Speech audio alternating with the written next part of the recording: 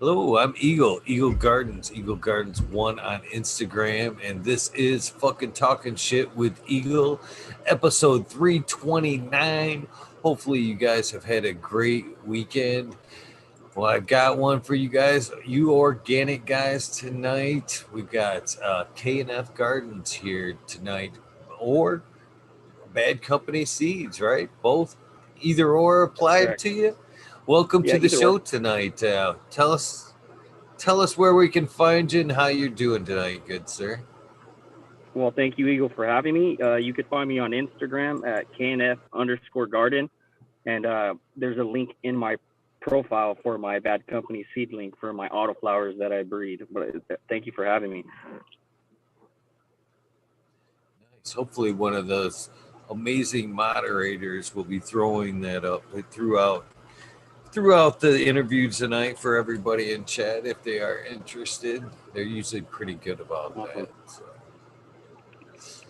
Well, I Sweet. again thank you for joining us tonight. And do you have something to smoke on? I know I kind of asked you beforehand, but no Right worries. now, I wanted to give you my undivided attention. Fair enough. Fair enough. So, what would you have been smoking on tonight Well, my trust we and weren't true one? OG, I love OGs. I'm an OG man. So some OG Kush. I would have rolled it up in either a blunt or joint, but I'm a blunt man as well. I know get a lot of hate on Instagram when they see me throwing up blunts and this and that, but you want to know what? They're just awesome. Well, the way I see it, it's your medicine. You can ingest it any way you like. You know what I Exactly. mean? So what are you smoking on? What's your preferred method of smoking? Well, I prefer joint. You know, you know, blunt. Not necessarily a blunt, but a big joint. I do have like, a good sized roller here. So it's blunt size, but usually it's Yeah, in one of these element papers, one of the big element I kings. see. The rice ones. Tonight I'm not going quite that big, but tonight I'm smoking on some Menanja Delight from Canna Oh, nice. Queen Genetics. And Very nice. pretty good so far. I'm enjoying it.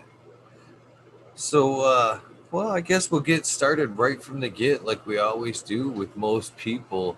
What started you on your cannabis journey? Where did you get started, my friend? Well, my cannabis journey starts at the age of 15. I used to be a very angry person. And I had one of my friends uh, come over to my house one day and asked if I smoked. And like anybody with peer pressure, yeah, of course I smoked. I had never smoked in my life. And he was like, yeah, let's smoke. So I had smoked my first joint at 15, and it absolutely scared the shit out of me. Yeah, it got me paranoid. I felt like like that restless leg syndrome where I felt like my legs were, it was weird and I didn't like it at first, but then I tried it again and I loved it. It's the only thing that ever relaxed me. I have an overthinking brain. It's the only thing that ever chill me out. But yeah, at the age of 15 is when I started it. And after that, I was like, yeah, this is definitely some true medicine to level me out for sure.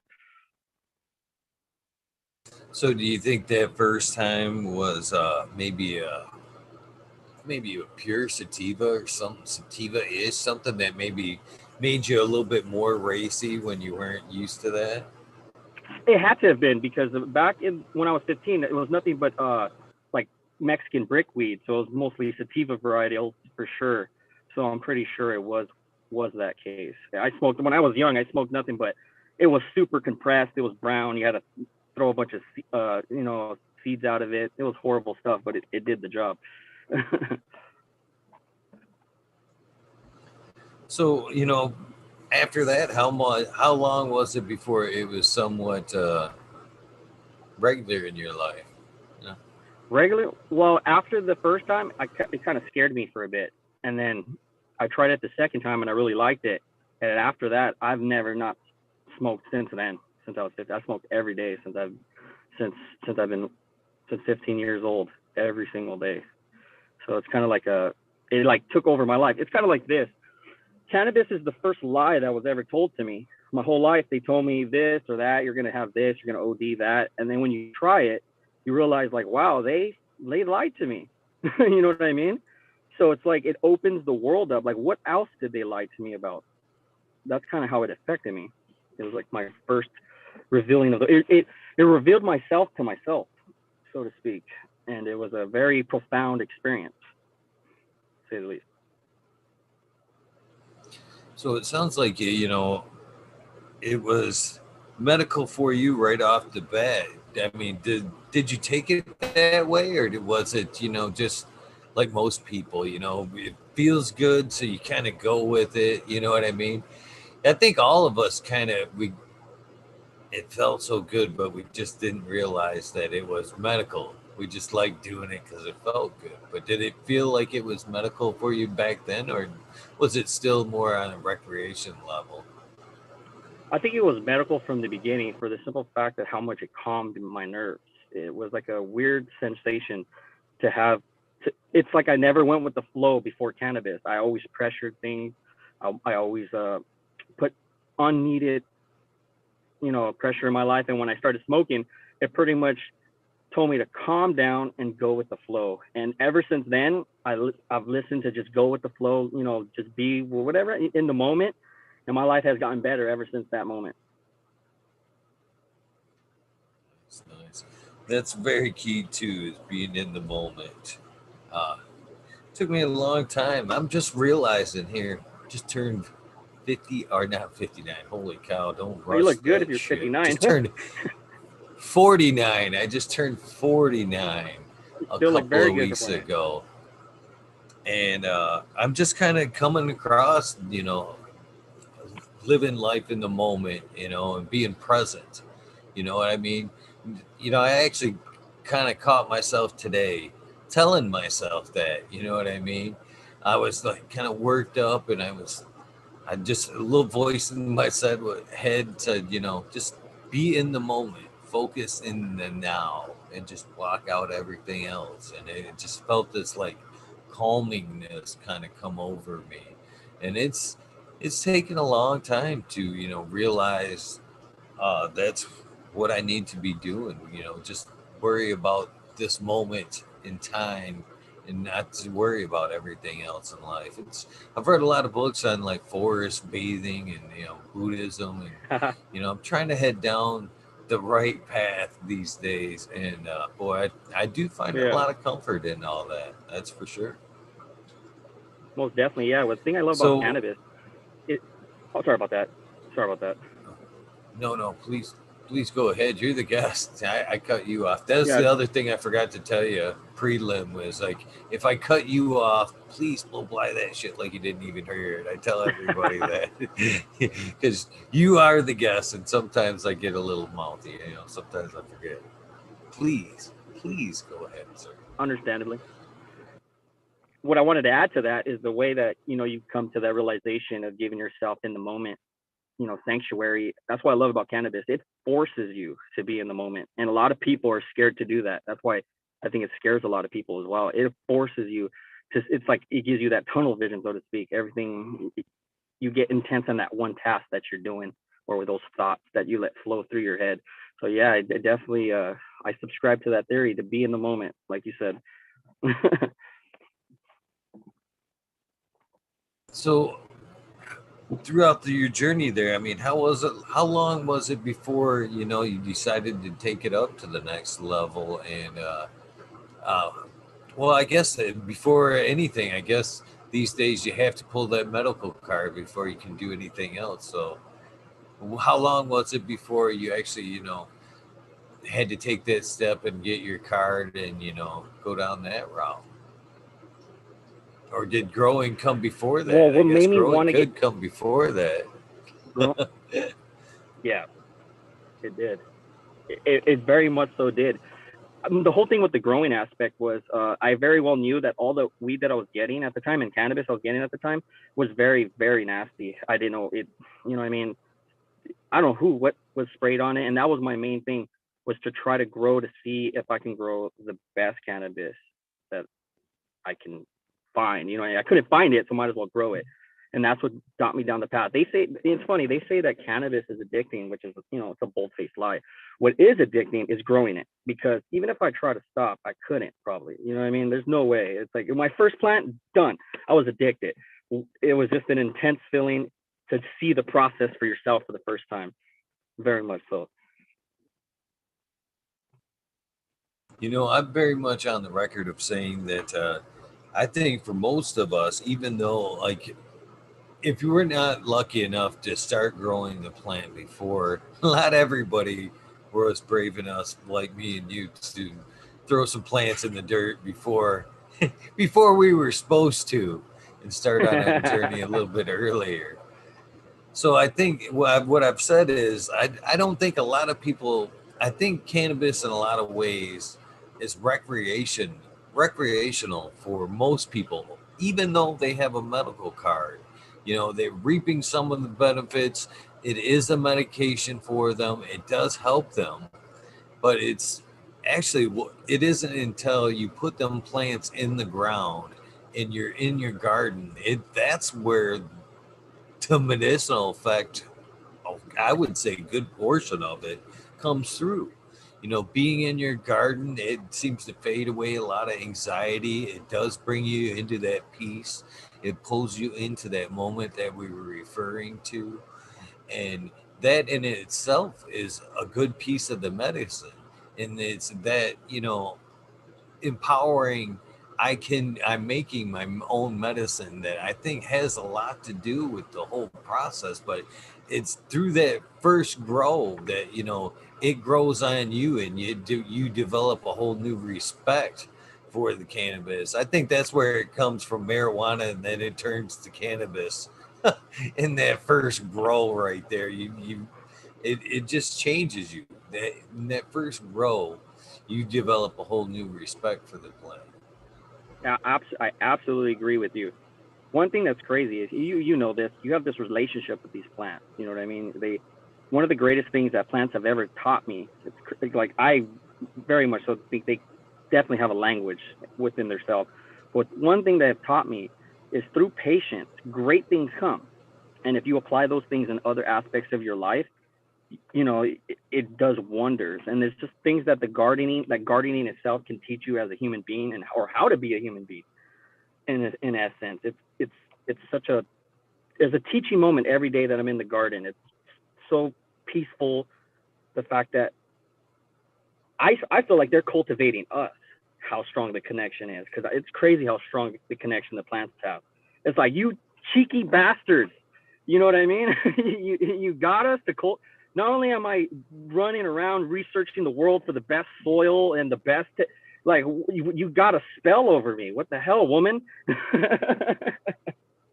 You know what I mean? It's like it's the crazy, I love it. You know what I mean? And I will go to the ends of the earth. And I've talked about cannabis from 15.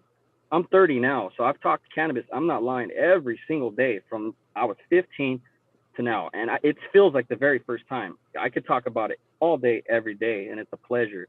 And it's something that I don't see anything. I don't know. Nothing is most interesting as cannabis to me, to be honest with you. And it's crazy because when you start learning that you can make paper from this, fuels, medicine, and it's the plethora of things that this plant provides us, it's just even more mind blowing. And it's crazy. That's why when I go back to when you learn it's your first lie, it's intense that people are willing to lie and lock people up for something like this. It blows my mind. And especially somebody that, as yourself too, when you grow it, it's even more of a slap in the face, and makes you think about the leaders that we choose around us, that we're in a weird place right now. And I'm hoping through cannabis, we could change a lot of that.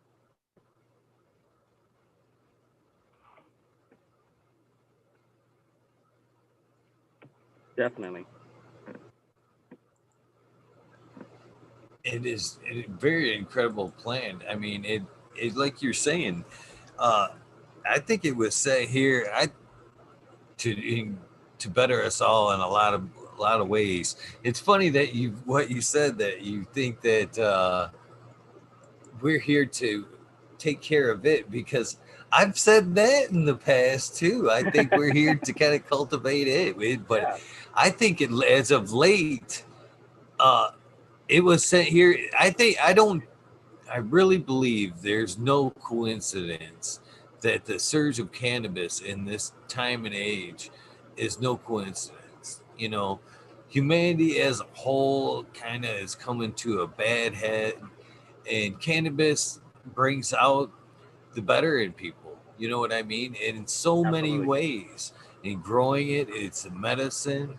And as people, as more and more grow it, it's it's it's making people, it brings out the best in people in so many ways. I mean, it's asking them to to reach out for more and more knowledge in so many Absolutely. ways. That mean I've seen so many people from so many walks of life, you know, come into cannabis and just go down this incredible search for knowledge, through the soil, through, IPM tactics.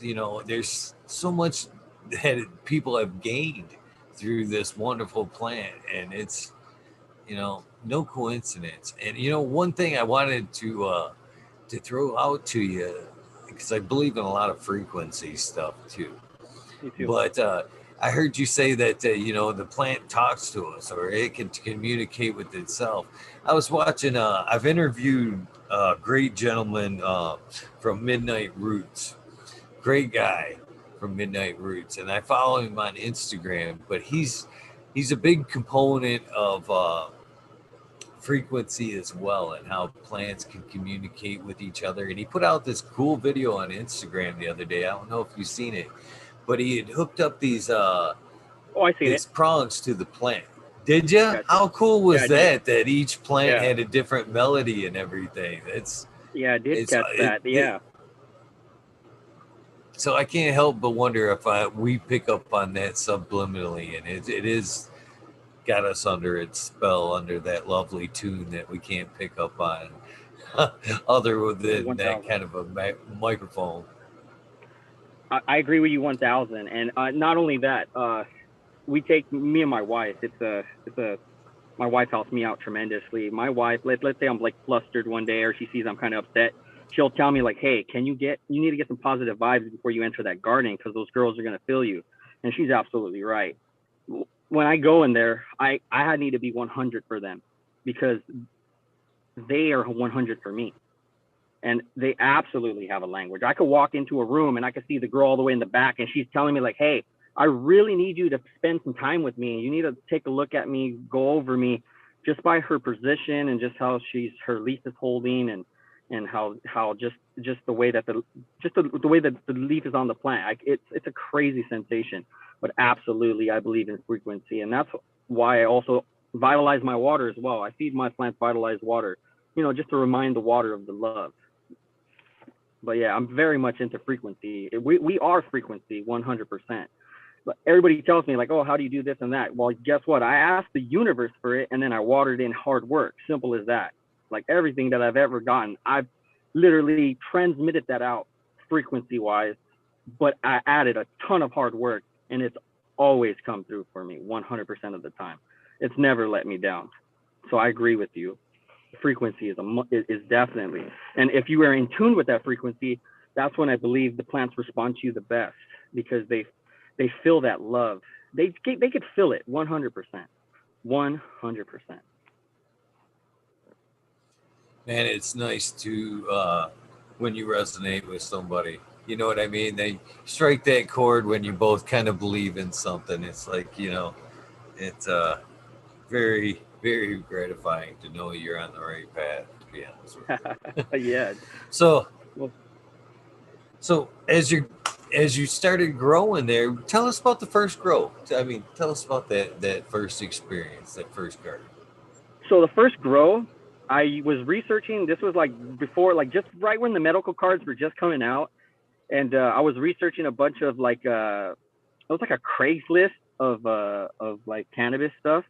And there was this guy, this clone guy, and I went to this building. I felt like somewhere in Los Angeles. I went into this room. He had a bunch of clones, and they're kind of like sad looking.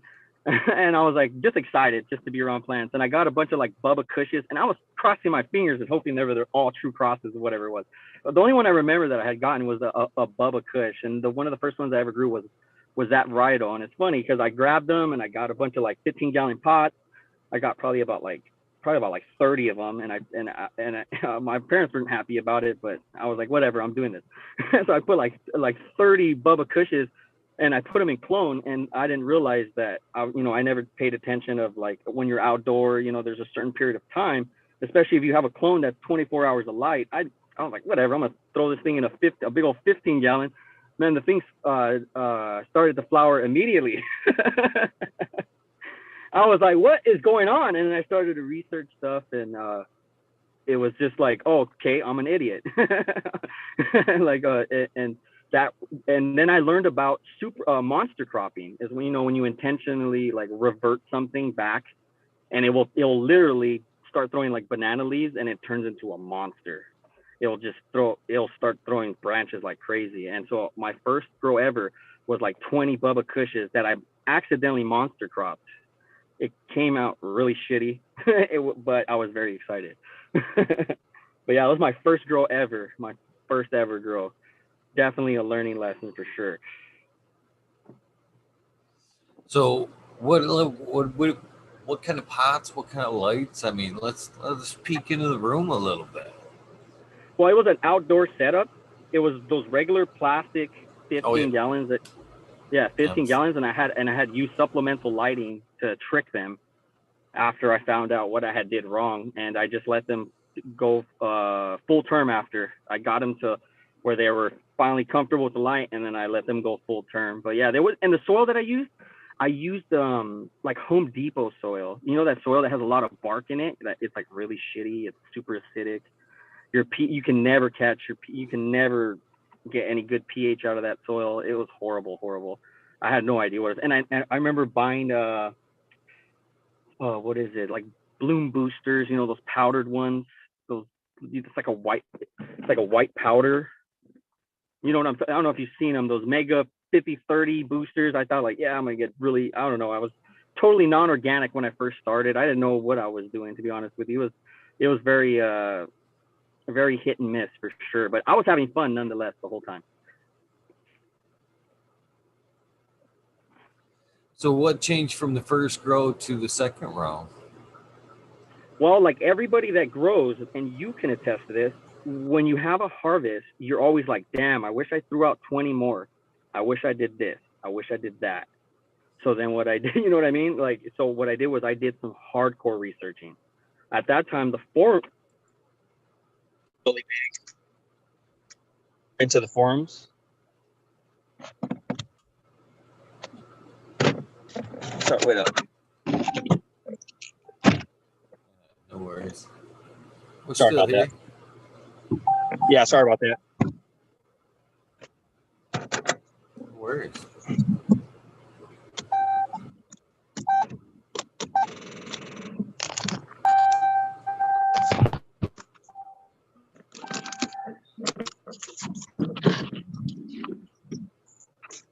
So, brother, sorry about that. About that. Can you hear me? Yeah, absolutely.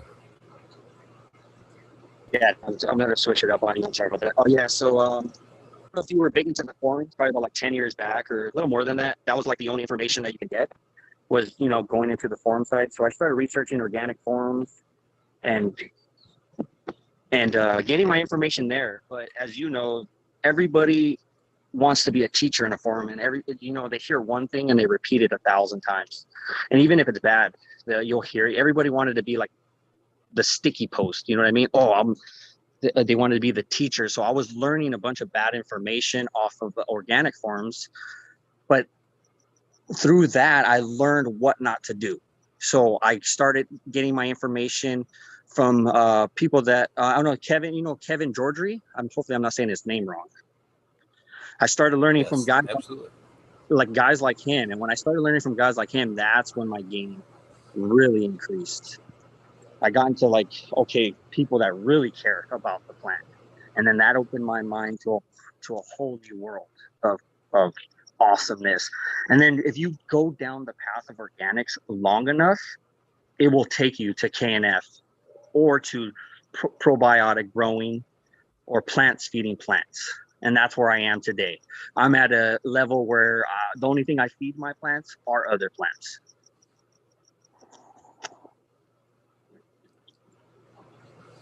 Well, that's a pretty amazing journey. I mean, so how long did it take you from to get down that path? I mean, how many grows I would have from to then say till?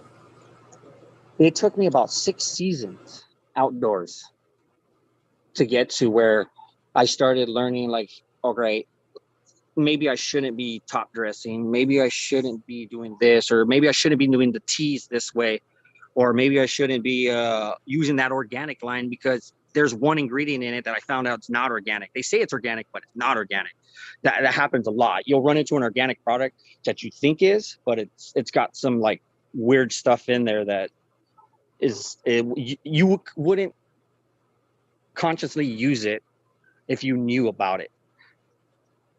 But a lot of those products, it's it's sad. You know what I mean? You think you're getting something organic, but you're not, and that's why I like the plants. It took me, I would say, about the last 5 years of my journey. I've finally come to the conclusion of where I'm at today.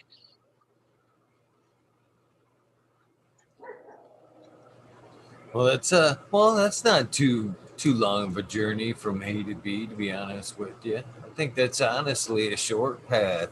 I'm actually, I've went back and forth. I've started in soil because that's the only thing I could friggin' find at the time, and then have went back and forth from cocoa Yep. to pro mix, back and forth. I've kind of went back to soil. I've tried the super soil, and currently back into cocoa, but organics has pushed its way back in. Mr. Smiley's Gardens, who's in chat now and who does the organics takeover version on the show here on the channel, is forced his way in over here with the takeover and brought some earth boxes and a type of coots mix, and I don't know, it's definitely opening my eyes. Well, with that being said, and him being around so much, I hate not knowing stuff. When I'm talking with somebody, I hate to be in the dark. So as he's been around, I've been fucking you know reading a lot of organic type books and getting more and more interested as I go. So 20 years into it, I'm just starting back deep into the organics rabbit hole. So 5 years, dropping the head. You're way ahead of the game in my book. Way ahead.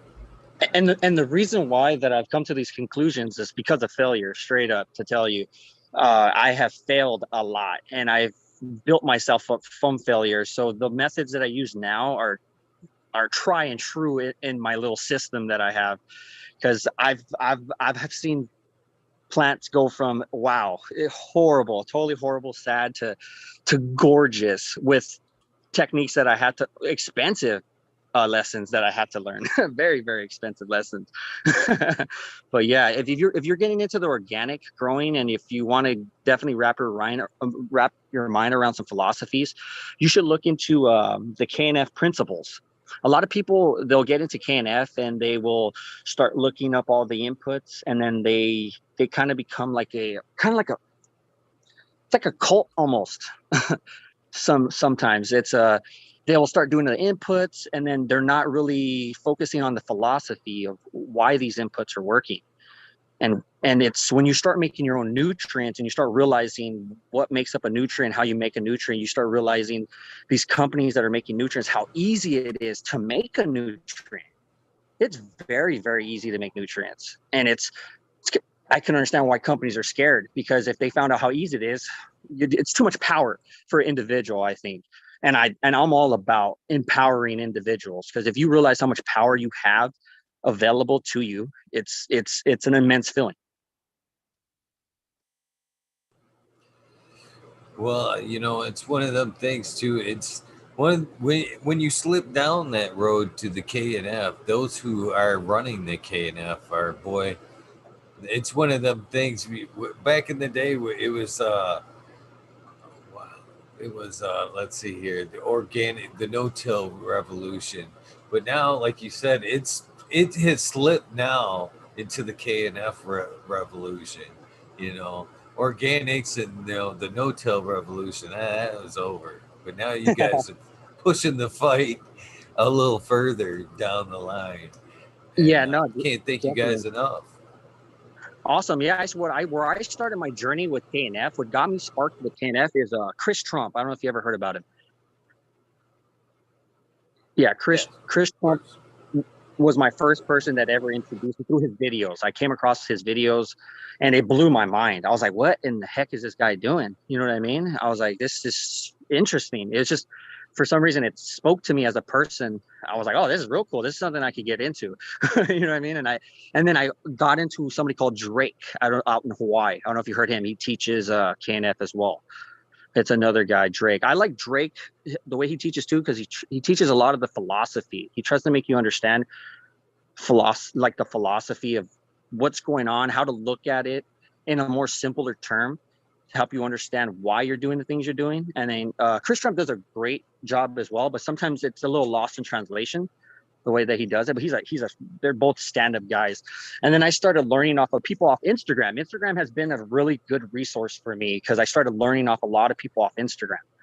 And I started taking in a bunch of information, and it's crazy because I'll learn like the KNF style that I do. It's based off of I don't know if you heard of World's Last Hope. Yeah, he's in chat. So check this He's in out. chat. He's been on the show. He's been on the show many times too. Cool Yeah, guy. so I've learned off of people that he's taught that I never even knew about. So I was learning all these techniques, and then I found out he was the guy teaching all these guys that I was learning because he's cannabis specific. He was doing things that were for cannabis specifically, which sparked my interest because I grew cannabis. And I one day I reached out to him and started talking to him, and I realized that it was him that was teaching all these techniques. So I started to get more involved in learning the philosophies and all that. But yeah, he was definitely a part of my KNF journey for sure. He's a really good guy to. What's crazy about World's Last Hope is he will break the mind, the way your mind thinks of KNF, he'll break those chains. Because it's like I'm telling you, the other KNF guys, they're not really doing it they're now doing it for cannabis right now. I can see a lot of them, they're starting cannabis stuff, but mostly they're growing vegetables and stuff like that and food products. And he was the first guy to ever do cannabis related, and his approach to it was mind blowing. It's kind of like how great minds think alike. When you come across something, you're like, that's how I would approach. You know what I mean? You're like, that makes sense. That just sits well in my head. So I started learning more his take on it, and then I started adding my twist to it. And ever since then, it's been a wonderful journey. I can't thank him enough. He's definitely helped me a lot how to see and approach the principles of how I look at my nutrients for sure. Well, I'm sure that him being in chat and hearing this unsolicited thank you has probably got him cheesing a little bit right now. He And should. he He's a is a he's a good good dude, dude. very, very good dude, knowledgeable guy. And it's been a pleasure to have him around. He's done a spotlight episode on the show, and he pops in from time to time in the wormholes there. So yeah, great guy for sure. Great source of knowledge, and Absolutely. glad that you referenced him, by the way, tonight, especially when he's in chat. Yeah, no. But what I like doing is we've been actually brainstorming. We'll brainstorm. We'll have chats. He holds these chats, and we'll sometimes brainstorm. We've been working on some stuff. You know what I mean? It's cool. Like he I don't know if you heard the root beer tech that I do. I don't know if you've seen me do that. Well, he's the one that I got it I have. off of him, and then I've added my little twist to it, and he has a twist to it. Everybody that does it puts their own little twist to it, but that's the cool thing about the KNF philosophy. You use what's around you, you use your intuition. You know what I mean? You could add. It's kind of like it's like I would say it's like wizardry stuff. It's straight up like magic, I would say. You're literally mixing stuff up and you're making wonderful things happen. And it's cool because to be specific about the way that I grow. So the way that I approach organic growing, if I can give anybody advice, because a lot of people, I get a lot of questions on this and that. The one thing that I would tell anybody is to have a really good soil base. And if you ask me what that may be, whatever you're really comfortable, it's got to be something that could be recycled. Get a soil that has something that at least that you can recycle, and that you can make a living soil. That's one thing that I would advocate. Try to shoot for a living soil. I don't know. Do you run living soil at all? No, the soil that I have in here is basically just a coots mix. No earthworms, no nothing, just castings and some inputs. And but no, it's not a living soil per se. It's something that I'd like to get into, but as a caregiver um, that runs perpetual harvest, it's hard for me to incorporate like a living bed into my rotation. It was I had I had reservations for bringing in the organics because of that reason. To be honest with you, I was afraid all these years I ran or soil and organics, but it had been a long time ago, and was worried about it throwing off the system, me not having to water as much, the plants being a little more laggy, you know what I mean? But that wasn't the case, man. They went step for step with the cocoa. The Cootsman went step for step. So, I was excited to get that, see that and be more open about maybe bringing it back in. But to do a living bed and to be able to do the rotation like I'm doing now, I see that to be a hiccup. I see it as a benefit. I'd like to be there, but in my system, I don't know how to incorporate it. What's your issue that you run into? Do you pH all everything? Do you what are you like afraid of? Not afraid of, but what's making you hesitant about it? That Well, it's the rotation of it all, because it is a perpetual. I'm intense, and things move pretty quickly. You know what I mean? So yeah, I'm constantly up potting. I go from a solo to a 1 to a 3 to the 10 to just kind of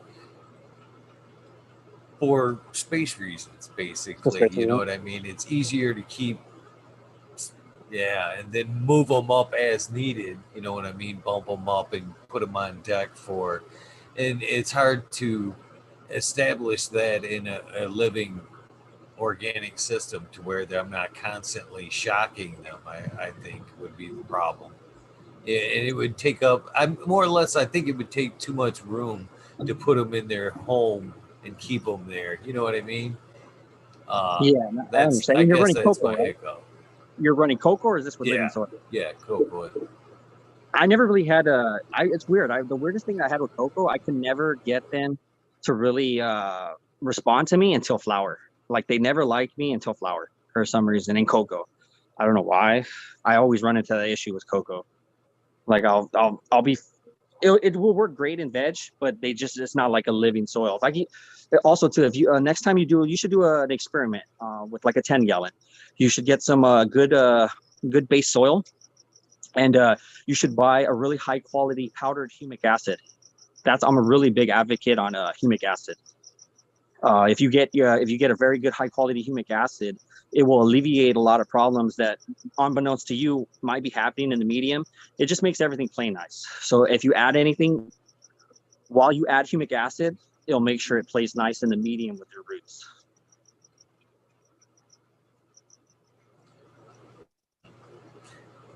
That's a pretty good benefit. Is that the only benefit adding it?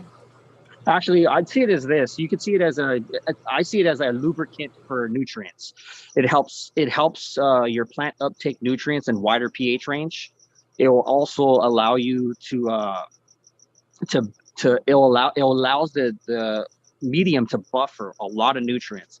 That's the main thing that I use humic acid. I use humic acid with every watering that I have. Every water I will not water without humic acid. every watering is a humic acid watering. I don't know if it's like a humic. I'll use That humic. says a lot. Yeah, exactly. No, I've and this is from experience. Two of my main things that I use is humic acid and soybean amino acid. I don't know if you've ever used a soybean amino acid. No, I haven't. Yeah, it's definitely, if you're going to go to a living soil, in my opinion, this is my opinion, soybean amino acid is one of the highest quality nitrogen sources that you could give a living soil. What's crazy about it is it comes from a plant source, and it actually gives the plant energy. So the plant, it comes from some familiar source. So when it sees it, it doesn't have to use any energy to take it up. It's actually given energy. And then along with the humic acid, it's kind of like a humic acid with with the amino acids. It's like a powerhouse. It's something that I've stumbled across, that I could take any garden that's sick, and if I feed a humic acid and a real high quality soybean amino acid, it will turn any plant, as long as your water source is from around 6 to about 7.8. If your water source is within that and you add humic acid and a high quality soybean, you will have a very lush garden. I don't know if you see my garden, it's extremely lush. And it's lush for those two reasons. It's good to know. I actually just started to add some amino acids to the plants here with the organics. It came with the organics. You know, What is it? Smiley's little to-go pack here.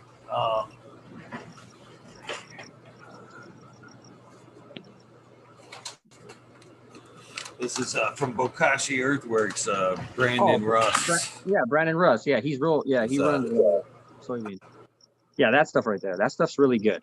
That stuff is amazing. Oh, that amino acid. Yeah. Yeah, that So if I you should add, be adding humic with that as well, huh?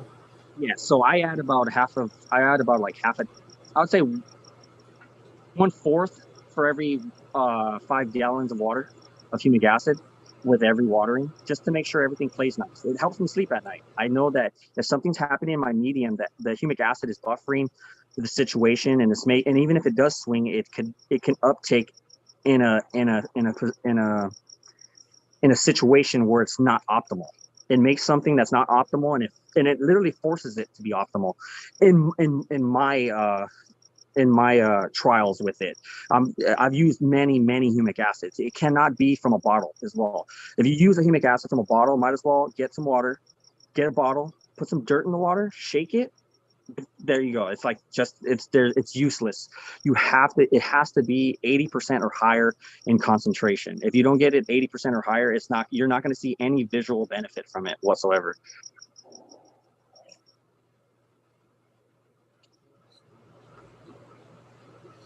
So, are you still outdoors to this day? Is that So your main gardening?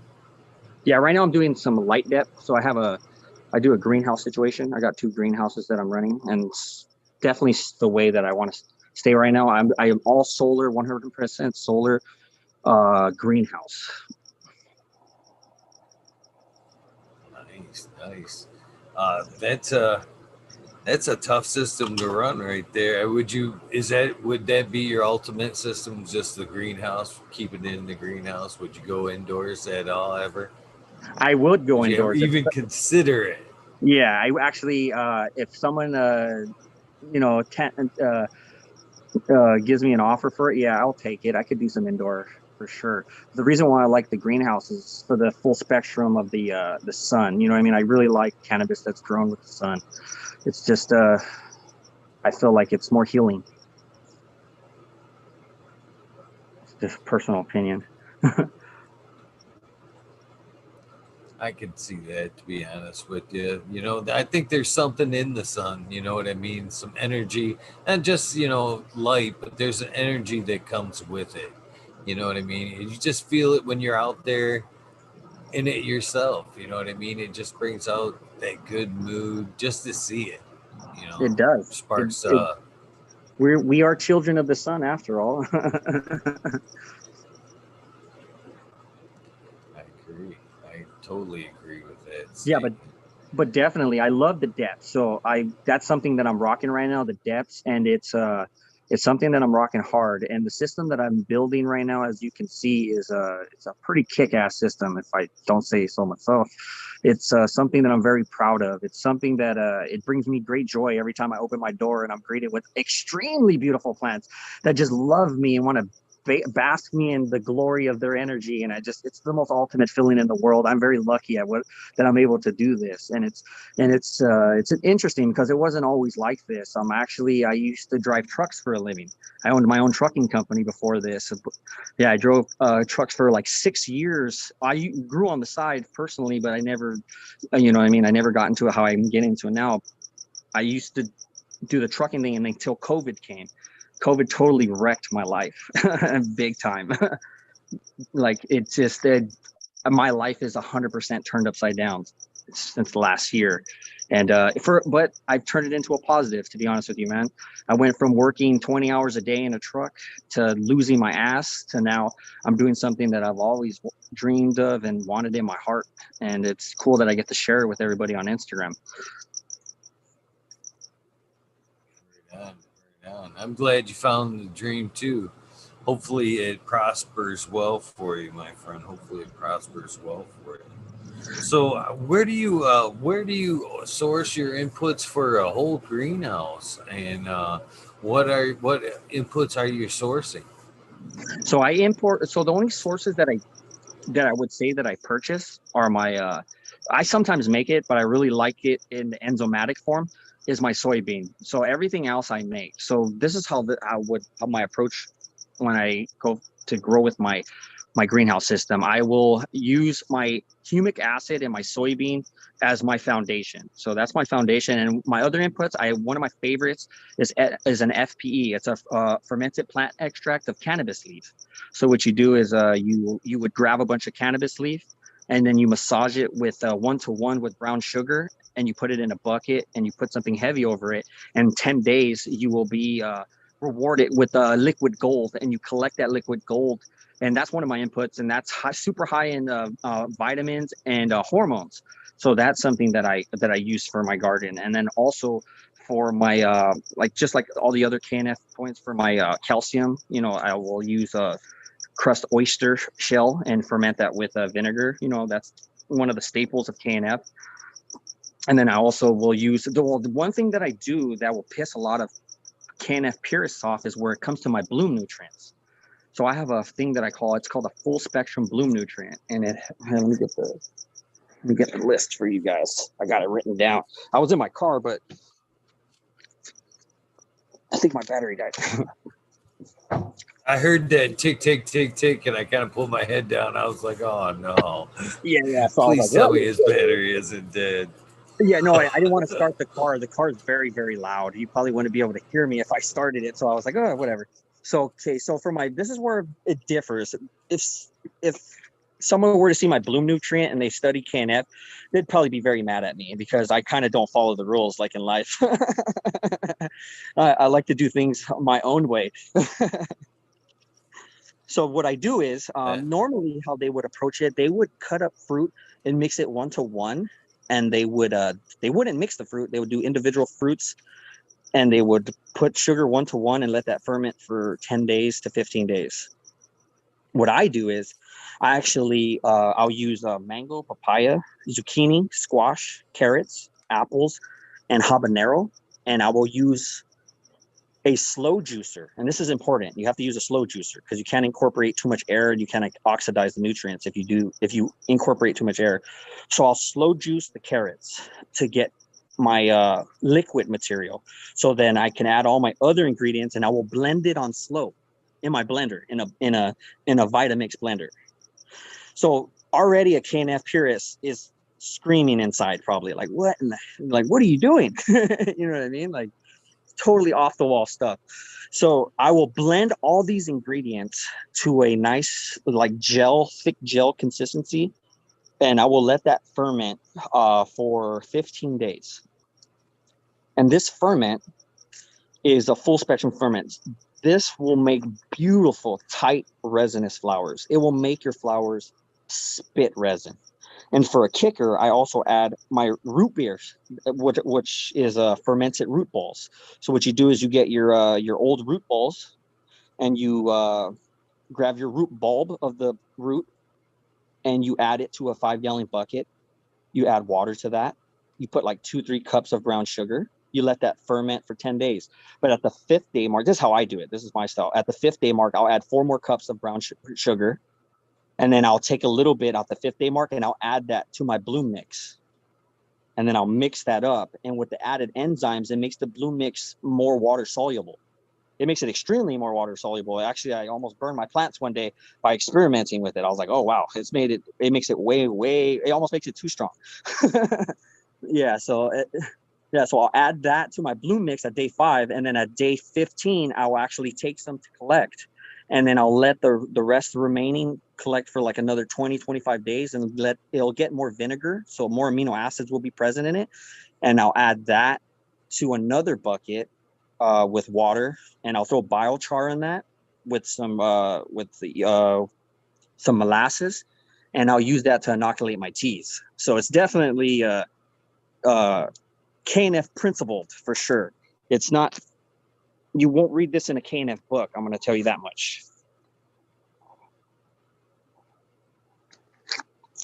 So a question that was in chat earlier, what would you say would be one of the better KNF books, in your opinion?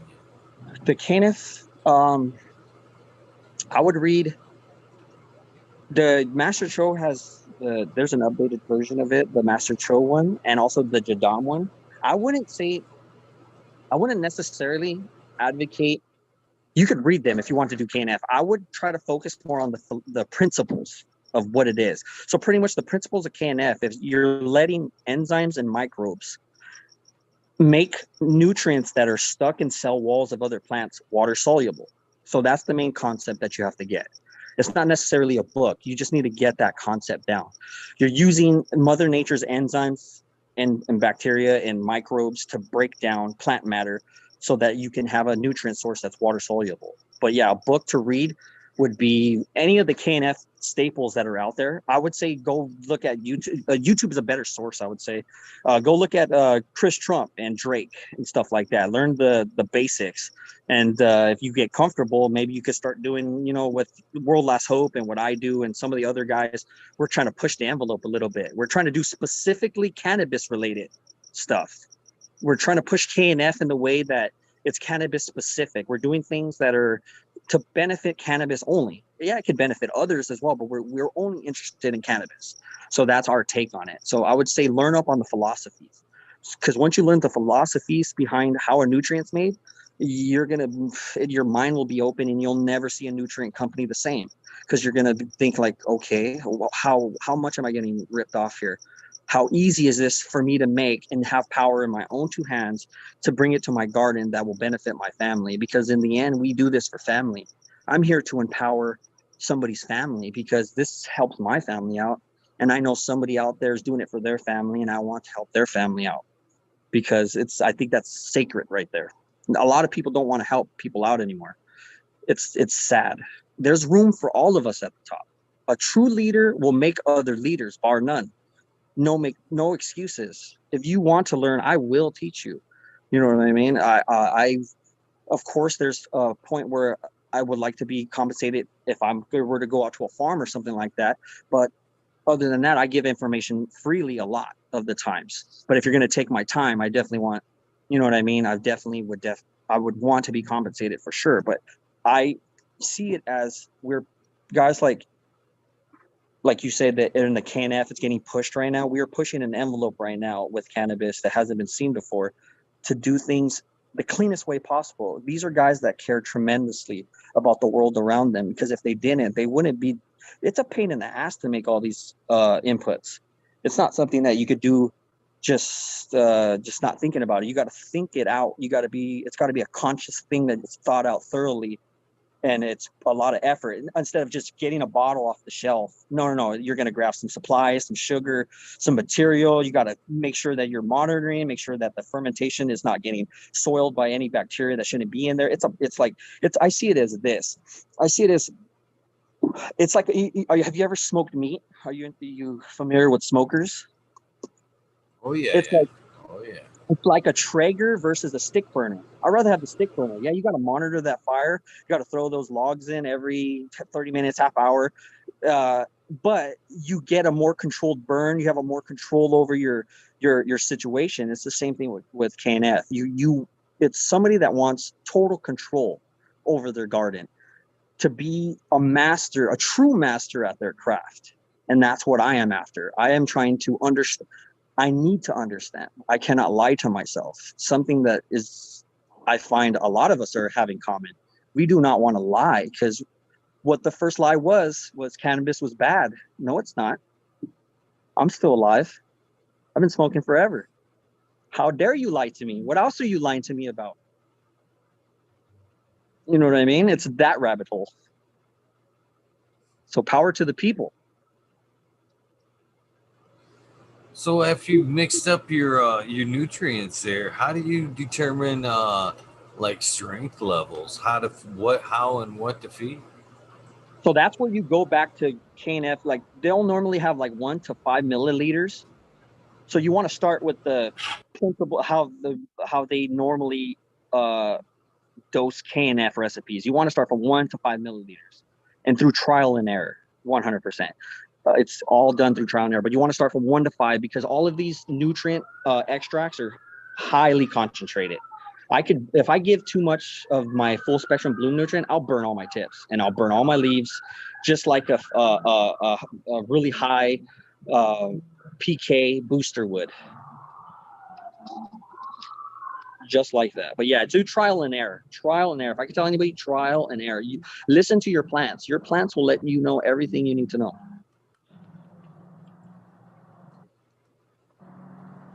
Nice. So what are some of the stuff that you can source for like a veg?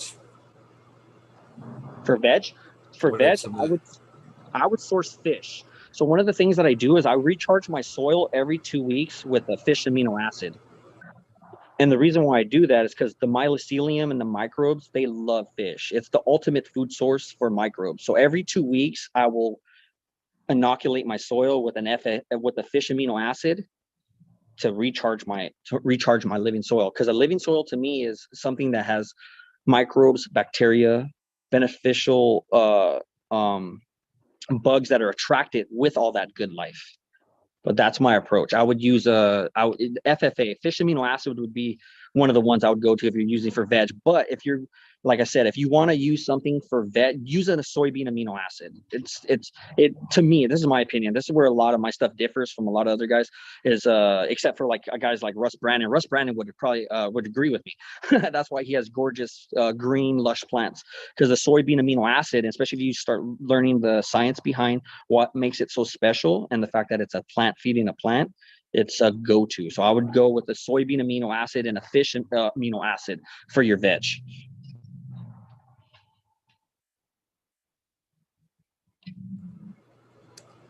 So is there you want to just maybe walk us through, the process and some of the stuff that you would offer throughout?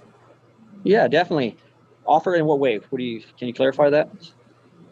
Well, let's next step is early flower. What is some of the suggestions you would give us for like an early flower?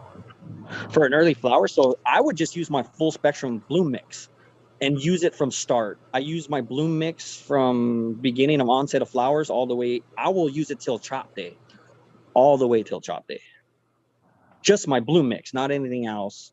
Just that's safe to use all the way till chop, from beginning to end. Simple. Uh, James Chung would like to know what's your thoughts on using fish wastewater? Fish wastewater. See, that's the beautiful thing about KNF principles. You use what's around you. I believe if in your situation, if that's what you have, you can make it work for you. And since it comes from a fish source, the microbes will love it, because they love fish. Microbes absolutely love fish. They go crazy for it.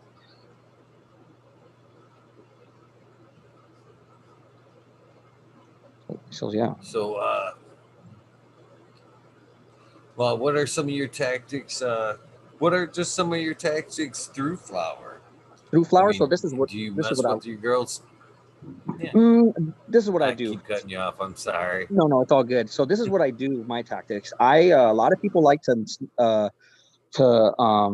this is what I'll do. I will start my fish, not my fish amino acid. I will use my full spectrum bloom nutrient at about 4 ounces per, I would say, per 30 gallons of water. I have 24 plants and they're all in 100 gallons. So each one will use about 5 to 10 gallons of water every 5 days, 6 days. So this is how, like for instance, let's say tomorrow's a feed day. So I will prepare an FPE that I already have had, which is a fermented plant extract of cannabis leaves for hormones and vitamins.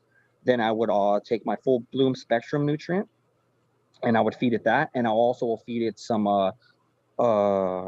calcium from my fermented calcium from my oyster shell and um, vinegar. And one thing I use that's magnesium, I use powdered lignite. I think I'm saying that right. That's something that I'll use because it has a sulfur content to it as well. I don't know if you've used that stuff. It's kind of like pink. I use it in like a solution grade. It's like a pink powder. It's very fine. And that's one thing that I don't ferment because it already comes with sulfur and other elements and magnesium that is just a good go-to. So those are the things that I will use during flower. And in the beginning, I won't use any. I'll just use my fermented, my full bloom mix. And like week 3 and on, I'll start adding the magnesium and the calcium more heavily. And then towards the end, I'll only finish off with my full spectrum bloom nutrient. So that's pretty much how it would go. But I keep it real simple. It's I only use, yeah, super simple. I will use only 3 for veg. I'll even use like 3 inputs, and for flour, I'll probably be up to 6 inputs. So I use 6 inputs in flour and 3 in veg. What about training techniques? You want to talk about some kind of training techniques that you use in your methods? Absolutely, I am an advocate for LST. I love training the branches and super cropping and topping. So I'll super crop, top, and LST to promote the auxins, the hormones, to allow lateral branching and root searching to give a very robust, thick canopy with lots of heads, lots and lots of sites. So LST, topping, and super cropping. I use those 3 techniques heavily. And stripping. I also strip as well. I'm an advocate for stripping. So I'll strip day 1 of flower, day 20, and I think day like 40, I believe, if need be. Sometimes it's not needed. Do you super crop at all in flower? In the flower stages, in the first few weeks of flower? I have. When they touch something, I've had some touch the singing almost, and I'll super crop that bitch. So I'll just be like, oh, no, you're not. Yeah. Nice. I asked because early on I interviewed Sonia Wait What, which was a great guest. Female Russian grower. She came here from Russia early on, and then pretty awesome cannabis story. But she had one technique she had suggested during flower was super cropping. The first 1 to 3 weeks in between nodes, she was going through and just kind of giving them a little pop, all the way. And I definitely instilled it and noticed a big difference when I incorporated that. But it worked well with the low stress training. You know, uh, right in the first few stages of flower, there it worked really well. I Yeah, was just wondering, since you LST, said yeah. it, I wondered if you had incorporated it like that as well. Yeah, LST, I use that heavily. Without LST, there's no way. If you're not LSTing, it's pretty much training your canopy. If you're not LSTing, you're kind of not utilizing your space. That's how I feel. Like I think it's a must because you could turn a situation that was all right to like, oh, it's a very good situation now. Dude, just training through simple LST. You don't even have to talk or anything like that. The amount of branching that you'll get, like a lot of guys will ask me why I don't take any of my lowers. I don't take any of my lowers when I'm doing big plants at least because a lot of the lowers will reach all the way to the top if you LST. The bottom branches will go all the way to the very, very top if you LST a plant. You will get those auxins moving around, and you'll get those shoots that just start shooting for the sky. Nice. Oh, that's a good question there. Cheddar Bob has asked, have you failed any tests from using K and F too late? Too late. Can you? I would say I don't use anything that's heavy in metal. So no, I have not. I don't spray in flower as well. So my flowers are not sprayed at all. They're not sprayed, and I don't use kelp as well, because I know if you use kelp, you will fail a metal test if you're using kelp. So be careful with that. But no, if you're also yes, you have to watch out. There's some KNF inputs that ask for like sea things from the sea, and you have to watch out with those things, because you will fail tests when it comes to inputs that revolve around the sea life, because the sea life scrubs the world around it of toxins. So you got to be very, very careful when you're using stuff like that, like the fish stuff. I don't use the fish at late into flower because of that. Yeah, if you get a fish that's high in metals or something like that, the possibility of failing a test is there for sure. So, from a K&F standpoint, I'd like to ask you. I make a lot of bubble hash. It's pastime. I need to make some bubble hash. But when I'm making my bubble, I like to feed that water to my plants. So from a KNF standpoint, what's coming out of it? And I guess moreover, now I listen to you speak a little bit. Should I be setting it aside maybe a day and throw some sugar in there before I feed it to my plants? Would that be a benefit to add some sugars in there before and maybe let it sit? So check this out. Actually, World Last Hope is actually pioneered some of that. If you ever heard of the fermented bubble hash water, that's World Last Hope right there.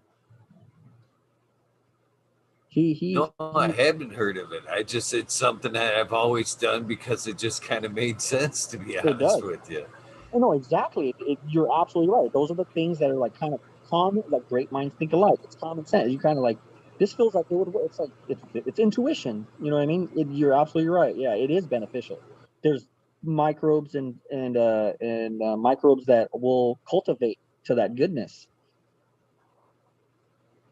So yeah, and in fact, as I talked to a lot of growers, through the years, I would tell them that they'd look at me like I was freaking retarded, no, not at all. Feed that shit to your plants, and I'm like, no, I'm telling you, they will love you for it. You know what I mean? They always perk up after that watering. Yep. So check this out. That theory right there and that principle that you've come across is one of the biggest things that I could give anybody that's listening to us right now.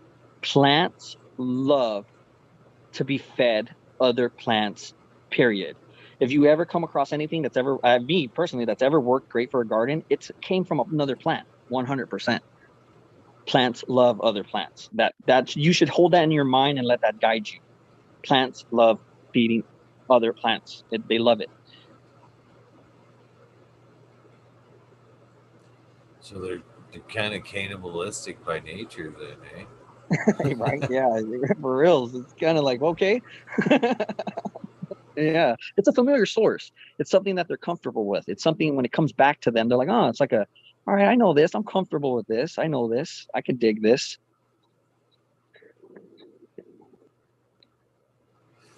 It is definitely a different ball game. So, how you're in your greenhouse now, but would you rather be in ground?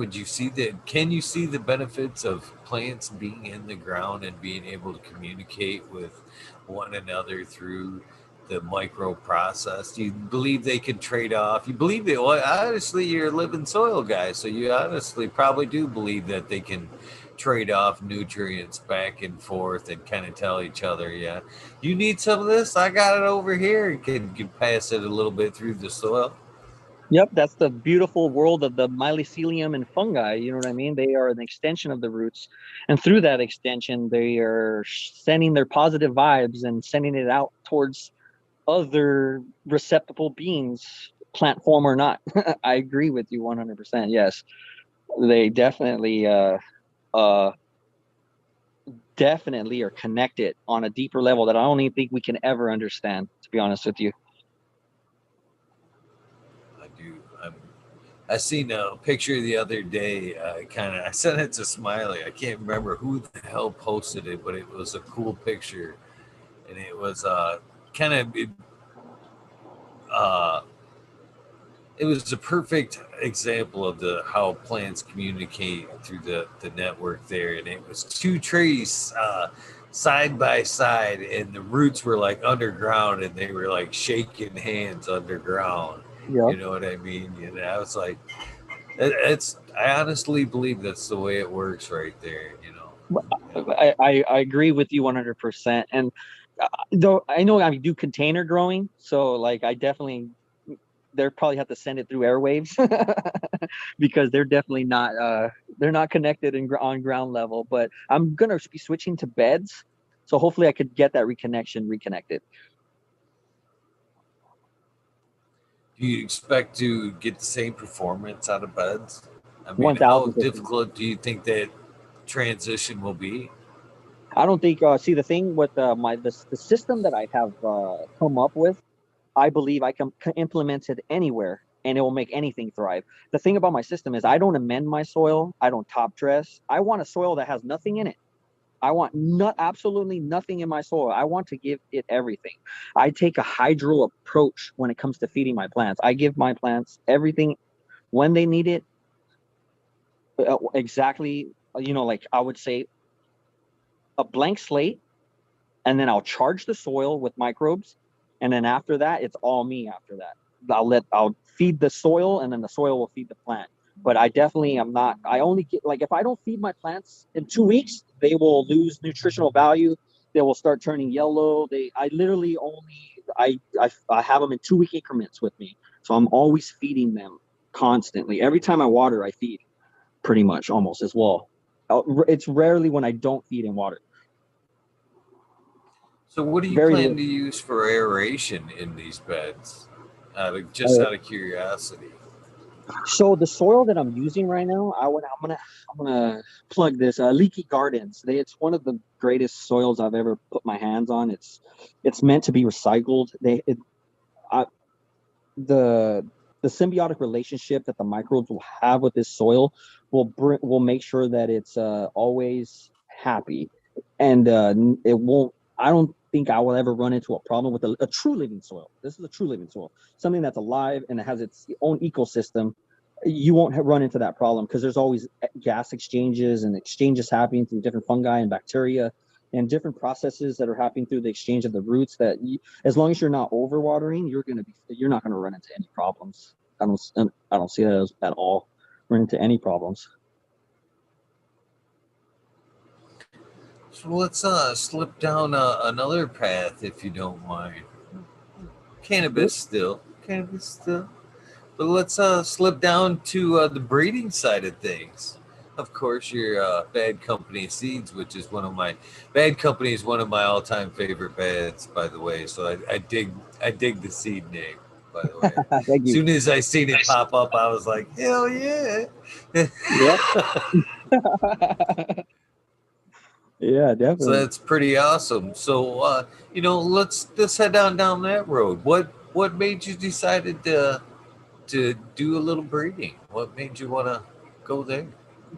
So the breeding aspect, I breed autoflowers right now, and a lot of people give me shit over that because a lot of people hate on autoflowers. But I see autoflowers as a very special thing to me for the simple fact I believe autoflowers are going to be the future, and I don't mean the future of cannabis like it's going to take over and everybody's going to be smoking autoflowers. No, I mean it's going to be that contact point for somebody that does not care about cannabis to an extent like we do, that can grow something and it be not how they don't have to worry about a light schedule and all this or that. It's very low maintenance. They don't take nutrients like regular plants.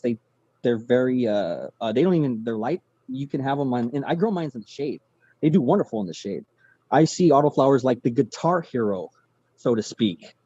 You know what I mean? Like it's the guitar hero of the cannabis world. It's something that you could feel like you're being a part of it, but not having to know the chords or any of the lingo, or you know what I mean? So that's what got me into autoflowers. Oh, this is interesting. This is something that I want to dabble in. And what also interests me is the fact that their life cycle is only like 60, 70 days. So you can implement a breeding strategy and you can see it happen within a generation quick. You can have like multiple generations within a year. So you can learn breeding strategy through 1 year that would take maybe somebody 4 or 5 years. So I use it as a training tool for my breeding so that I can practice my breeding strategy. That's the best way that I explain. That's what got me into autoflowers, so that I could breed something and see if that quality was actually something that I was shooting for, and was it actually coming out in that plant, and I can see it happen quicker over time than it would take somebody like 4 or 5 years, like I was saying. I could have like 4 or 5, 6, 7 generations. Some of them are 30 days, they're done. I mean, like 60 days, they're done. Like insane, like totally done. 60 days, you're like, what the hell? So it's a very interesting plant, to say the least, and that's what got me into them. And I started researching a lot of autoflowers suck, though. I'm going to tell you that there is a lot of autoflowers that absolutely are horrible. I mean, they're just they have no flavor. Like they'll have smell and flavor, and then when you go to dry them and cure them, they lose everything. It's like what happened. Like, a lot of them will do that. So I went through many companies, and for fun, I picked all my favorites and I started breeding with them. So that's how it started. That kind of background towards it. I was like, oh, cool. I'm gonna pick my favorites and I'm gonna learn how to do my breeding. So when I apply it to my main stuff, like, because I'm eventually gonna get into breeding regular cannabis lines, but I'll have a lot of knowledge on where I want to go beforehand, so to speak. But that's what got me into the whole autoflower thing. Man, I love your perspective on like a fast forward crash course and a reasoning for going with the breeding of the autos first. Uh, I can dig it. I can dig it, to be honest with you. So, what are some of the triggers in autos? I think that's one thing a lot of people would like to know. And I'm confused about myself. You know what I mean? Uh, what are some of the things that actually triggered into that flowering stage? And what are some of the things that we could do to buy us some time so we could get a little bit bigger plan out of it? So the main thing I would say is resistance to the roots. When they get a lot of resistance in the roots, it'll make them flower. They hate resistance. If you can have something, that's why if you do an autoflower in like a DW, like in a hydroponic setup, they grow massive. They they have no resistance in the roots, so they're able to flower. They'll flower a little longer sometimes. Sometimes they'll flower quicker, but they'll get larger in the same time frame that it would be in soil. But yes, root resistance is what I would say. They don't like to be resisted in the media. As soon as they feel resistance, they start. It triggers that ruderalis in them, and it makes them do their thing. But yeah, I would say root resistance. You could use that to also to your advantage. You could trick it into either flowering faster or stunting it so that it kind of takes it out, and by up potting it where you get it to where it almost going to hit resistance, and you up pot it, and then it has a relief, and it kind of will extend it for a week or two, which is like forever for an auto. So if you weren't gonna, think about, up potting it at some point, which would be the better method? Would you go for a short, wide, or would you go for a tall pot? That is a lot of debate. I just feel like once they start hitting the sides of walls of the pots, they'll want to flower. Once they start hitting that resistance. So I would say for some reason I had better luck with longer pots that are like deeper. I mean deeper pots. I'm sorry about that. Like deeper pots. They like deeper pots because they are searching, and it takes a while for them to get to the corners of it and all the way to the bottom until they start feeling some real resistance. But a wider pot, it's not going to be too much, because once they hit that bottom, they'll hit any resistance. It's all about resistance with autoflowers. They do not like to be strangled in their root zone. So you want something that's free flowing as much as possible for as long as possible.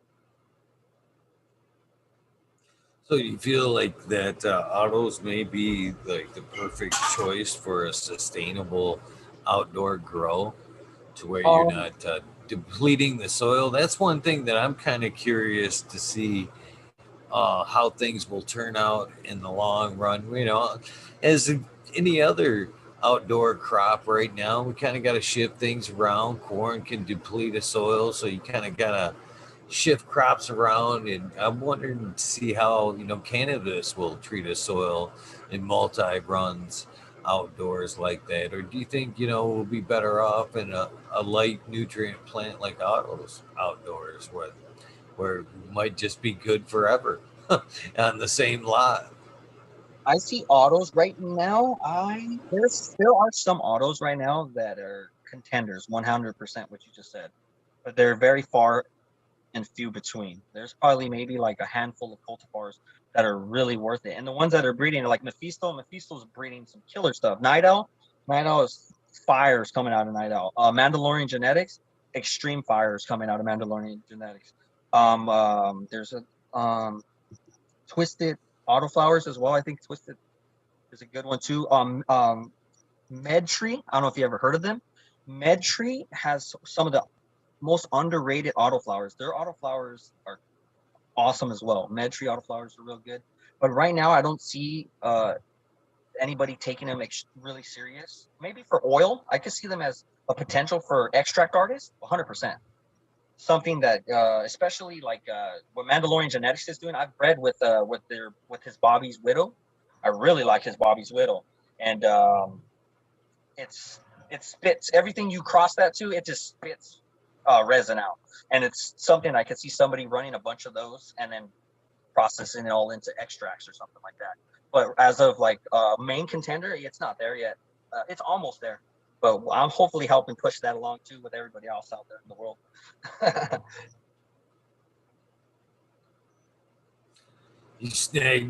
You outright snagged my next question out from under me about autos being the perfect choice for oils or extracts there. So you gotta skip that one, throw that one right over.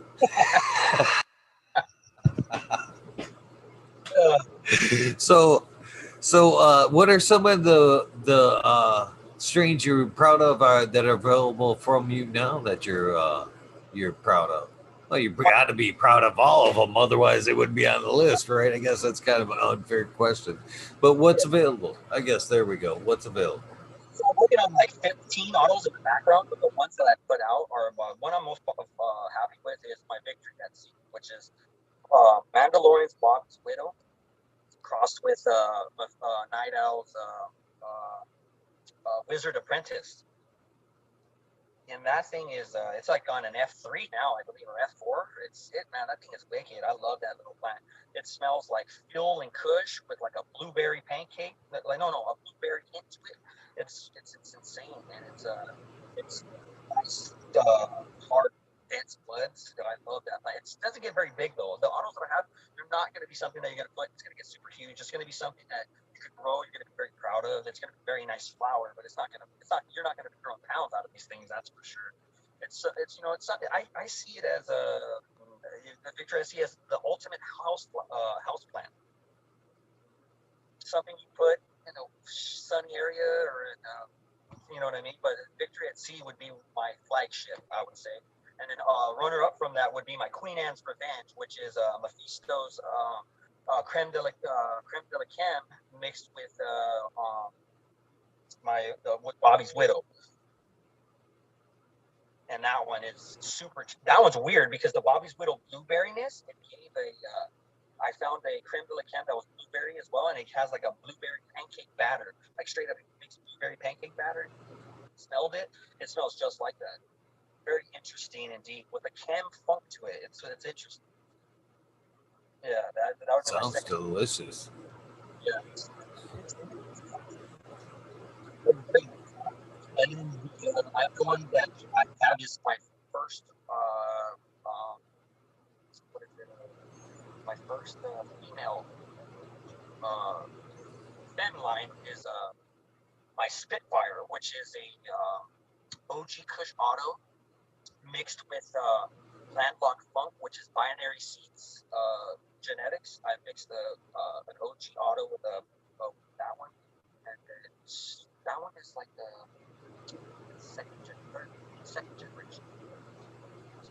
And it's a real nice OG. It kind of smells like charas, like hash. That's what it reminds me of. Like the charas, like a very hashy smell plant to it. Like an OG to it, but more hash, more hash. But yeah, those are my three that I offer on the site right now that I'm proud of, and I would let the world see and put into their hands, and I think bring smiles for sure if you're into auto flowers at least. So I got a couple questions about auto breeding there. So how many rounds do you have to go before you actually got something that's auto stable, I guess you would call it? So if you're doing a regular cross auto, it'll take about 5 generations. See if you can find auto trait. It'll take about 5 generations before you'll start getting something that's 100% auto. About 4 to 5 generations. And you can kind of circumvent that if you were going to do, which is frowned upon by a lot of people, if you're doing just finding the females and breeding females to females, you can shorten that up. Because you're taking equation, stabilizing your I would say a variable out. So there's not going to be that many variables you're working with. You're kind of, you know what I mean? To get that.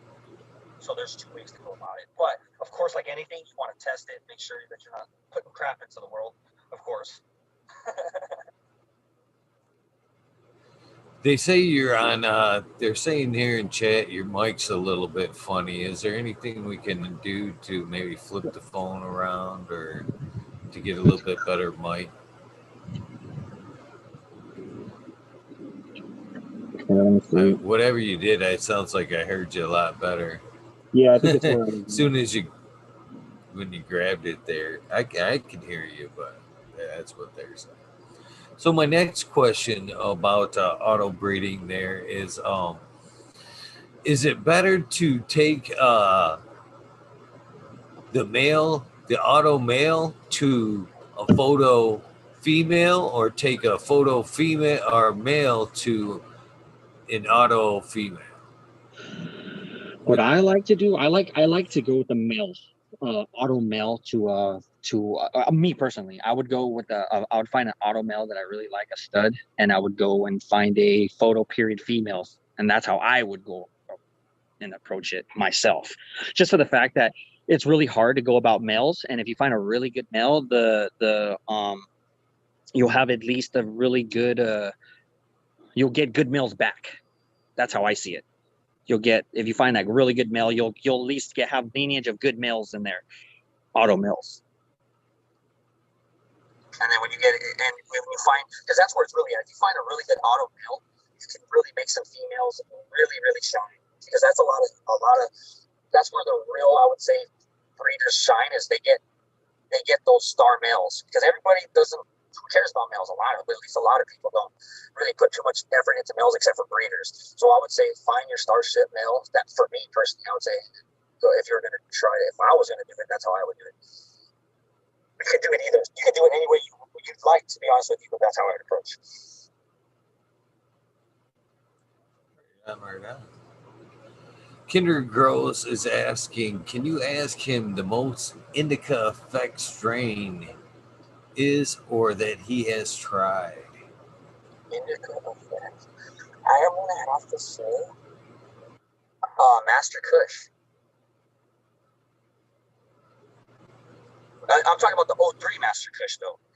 The real deal. I have had an out of body experience with that weed. Yeah, the real deal Master Kush. I can't find it anymore. If anybody has it, please send it my way. Like, I would love some real, like, a 03 Master Kush. I think is like one of the ultimate Kushes that I've ever come across. It literally smells like if you were to go and get the best earth and soil and inhale it. It's like the flavors. That's my favorite flavor, is earthy, soily, and dank goodness.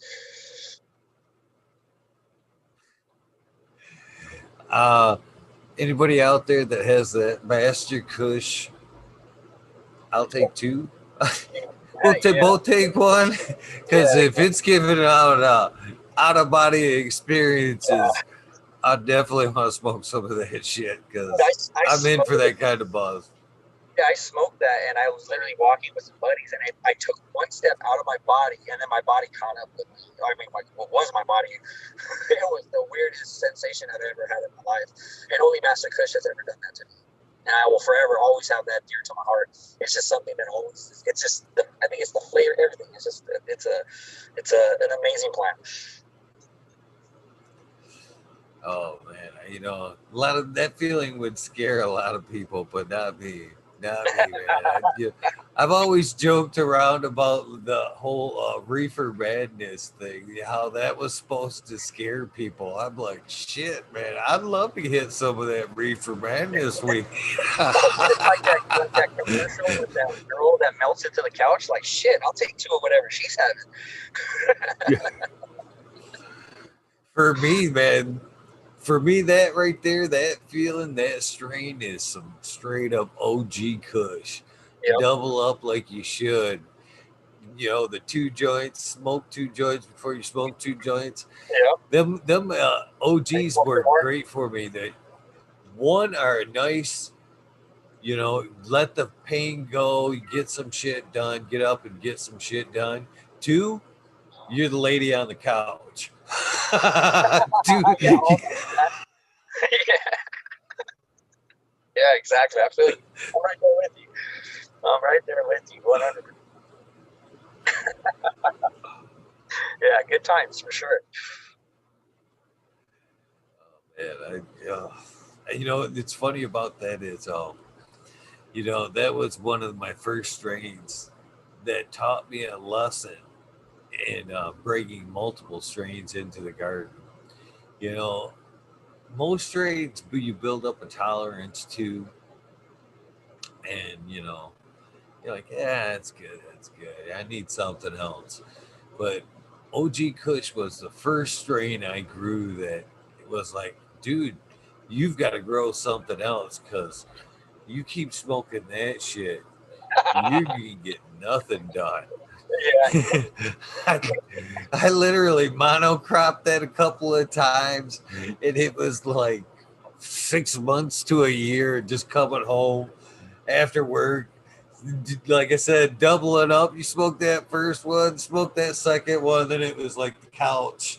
I'm like, man, I gotta get shit done, man. I can't keep doing this, man. I was as fire as that bud was, and I was gladly like trading up with friends, man. I'm like, man, I need something a little less strong so I could like do shit. Yeah.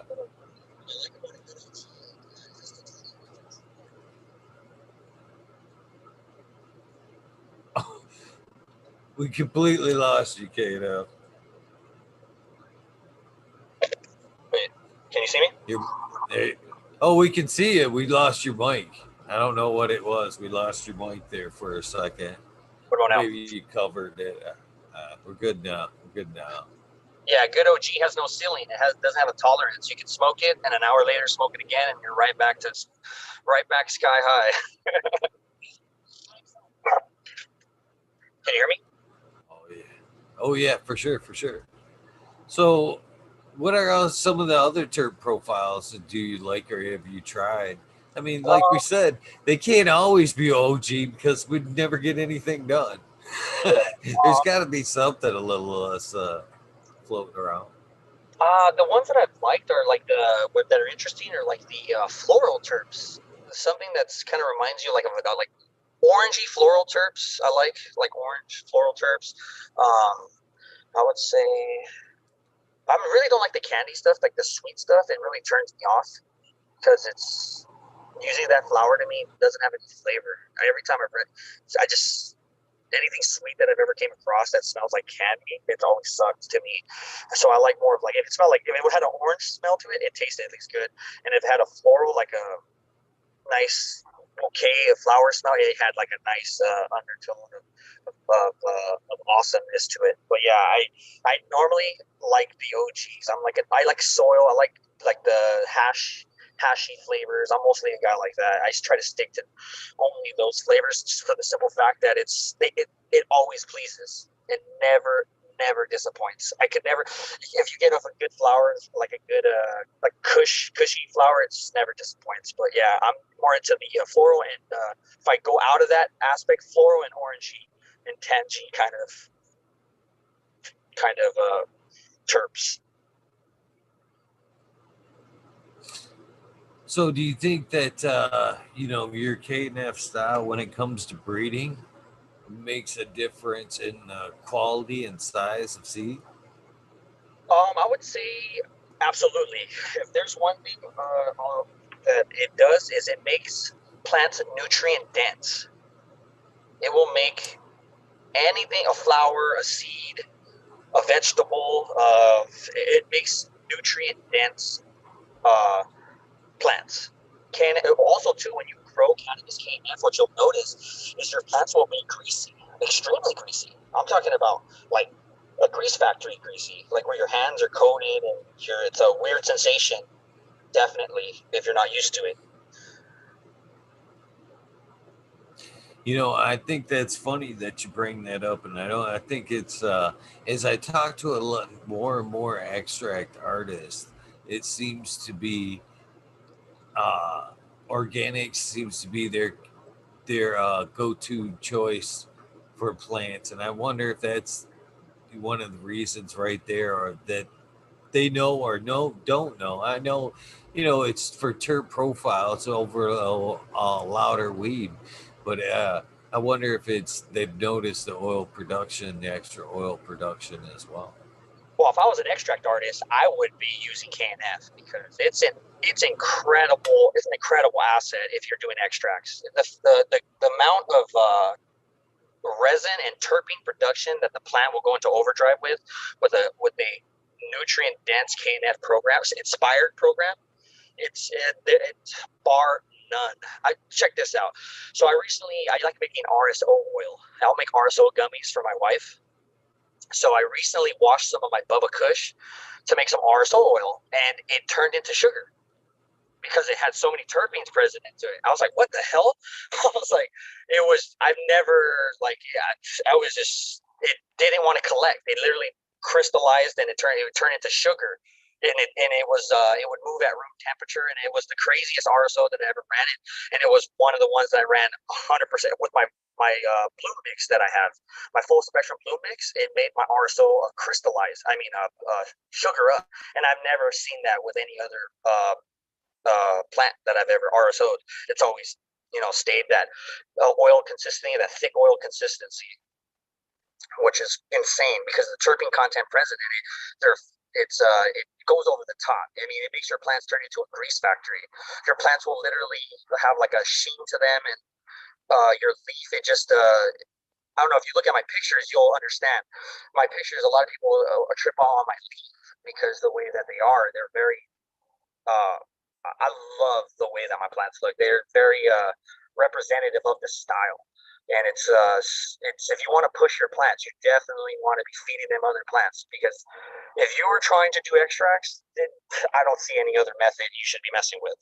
You're going to have a flower that's more superior, and not only more superior, it's gonna have that flavor. It's just gonna ooze flavor. If that plant, and what it does is it unlocks the genetic potential in that plant. So as a grower, our main goal is the genetic expression. All we're trying to do is allow the plant to genetically express the variety of genes that it possesses. If it has a gene that it produces a certain flavonoid or terpene, well, guess what? KNF will bring that to the forefront and push it. It'll just, oh, you smell orange? You're going to smell super orange, and you're going to be super greasy, and you're just going to, you touch me, you're not going to be able to use your phone because your hands are going to be all caked. And if I touch my flowers, it's funny. Will's last hope gave me a tip. He goes, you should put your phone in a Ziploc bag. And I'm like, I'm going to probably start doing that, because it's insane when you grow KNF inspired flower. You'll literally, one touch in your hand, your fucking hand is useless. You have to wash it. Intense. So do you think there's any one input there that is responsible for oil production?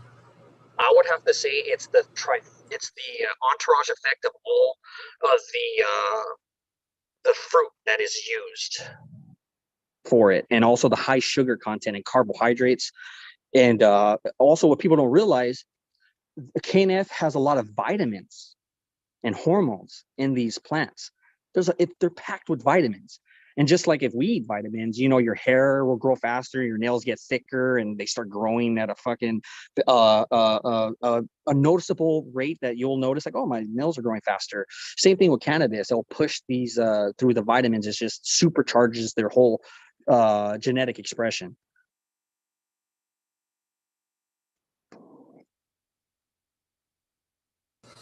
So, what are some inputs that you can offer us for density? Density? Some natural PGRs, yeah. If anybody's interested, look up my full bloom spectrum. You will have the tightest, densest flowers that you have come across for sure. You could chop at week 3, 4 and still have weight, kind of stuff like that. It literally will. They will form super tight, dense buds from the beginning. They don't get airy and then get dense. They start dense and then they just plump up from that point. So that's if anybody's interested, you look up my full bloom spectrum nutrient and feed that from beginning to end, and tell me if it doesn't put a smile on your face.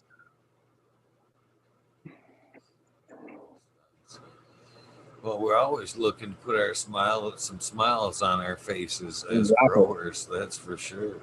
Yeah, but it's definitely a way to go for sure. If you want density, for sure, it's the way to go. I would never grow any other way, but the way that I grow right now, for sure. I've tried a lot of different ways when it comes to organic growing, and I believe we're a handful of guys in the industry right now that are pushing Canada. We're at the pinnacle, at the very tip, the point, and we're pushing it and helping, this journey and this saga that this cannabis is taking us all on. So, what about Bob is saying in chat, sulfur for oils? I know sulfur for terpenes, but I've never really heard of sulfurs for oils. Would you agree with that? So many sulfur, or what do you mean? Well, sulfur in general, is a nutrient. Sulfur, I would say sulfur is an underrated nutrient that a lot of growers kind of don't think about. They're thinking of the CalMag. Everybody, it's a meme. CalMag. What does it need? It needs CalMag. No, it needs sulfur.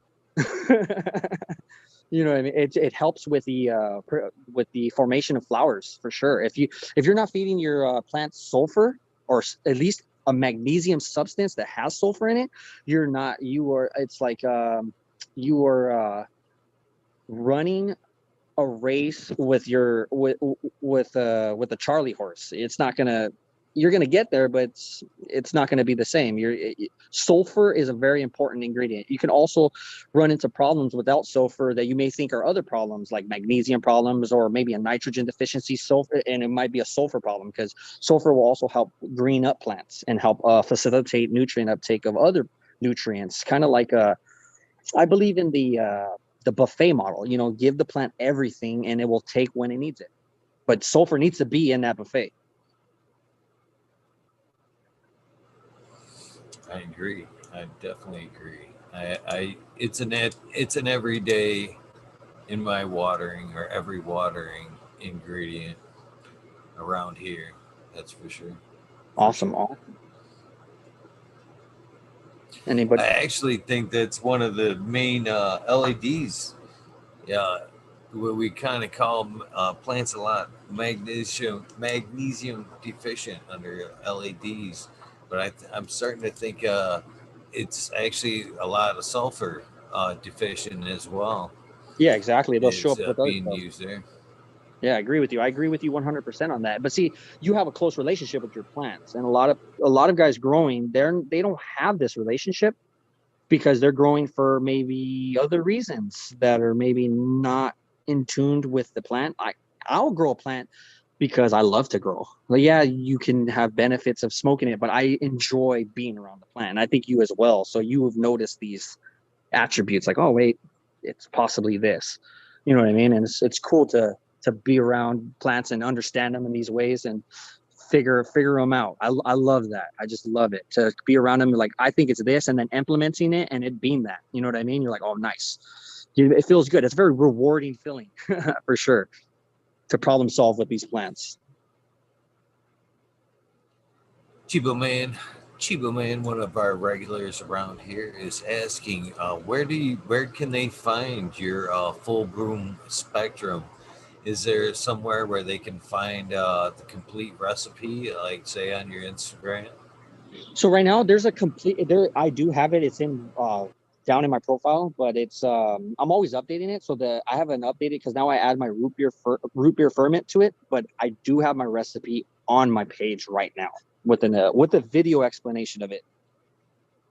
But yeah, you can also DM me if anybody's interested. DM me, and I will make sure that I'll get the right information to you.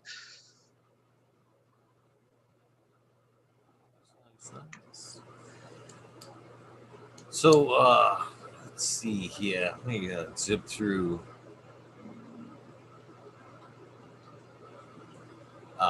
Make sure I'm getting all the questions in chat before I start, going back down my list of questions. I want to make sure and get anything they may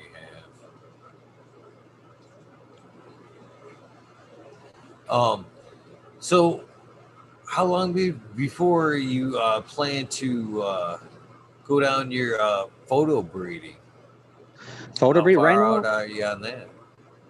So right now I am actually searching because I like to do a lot of groundwork before I implement anything when it even comes from nutrients or whatever I do. But right now I haven't found any. I'm trying to find the Master Kush stuff. I would love to breed with some older stuff like Master Kush, and like I have right now, I'm actually breeding with a headband and a pre-98 Bubba. So I'm trying to figure out of what varietals I'm working with right now. But yeah, I'm way off right now. You're probably not going to see anything for like 2 years from me easily.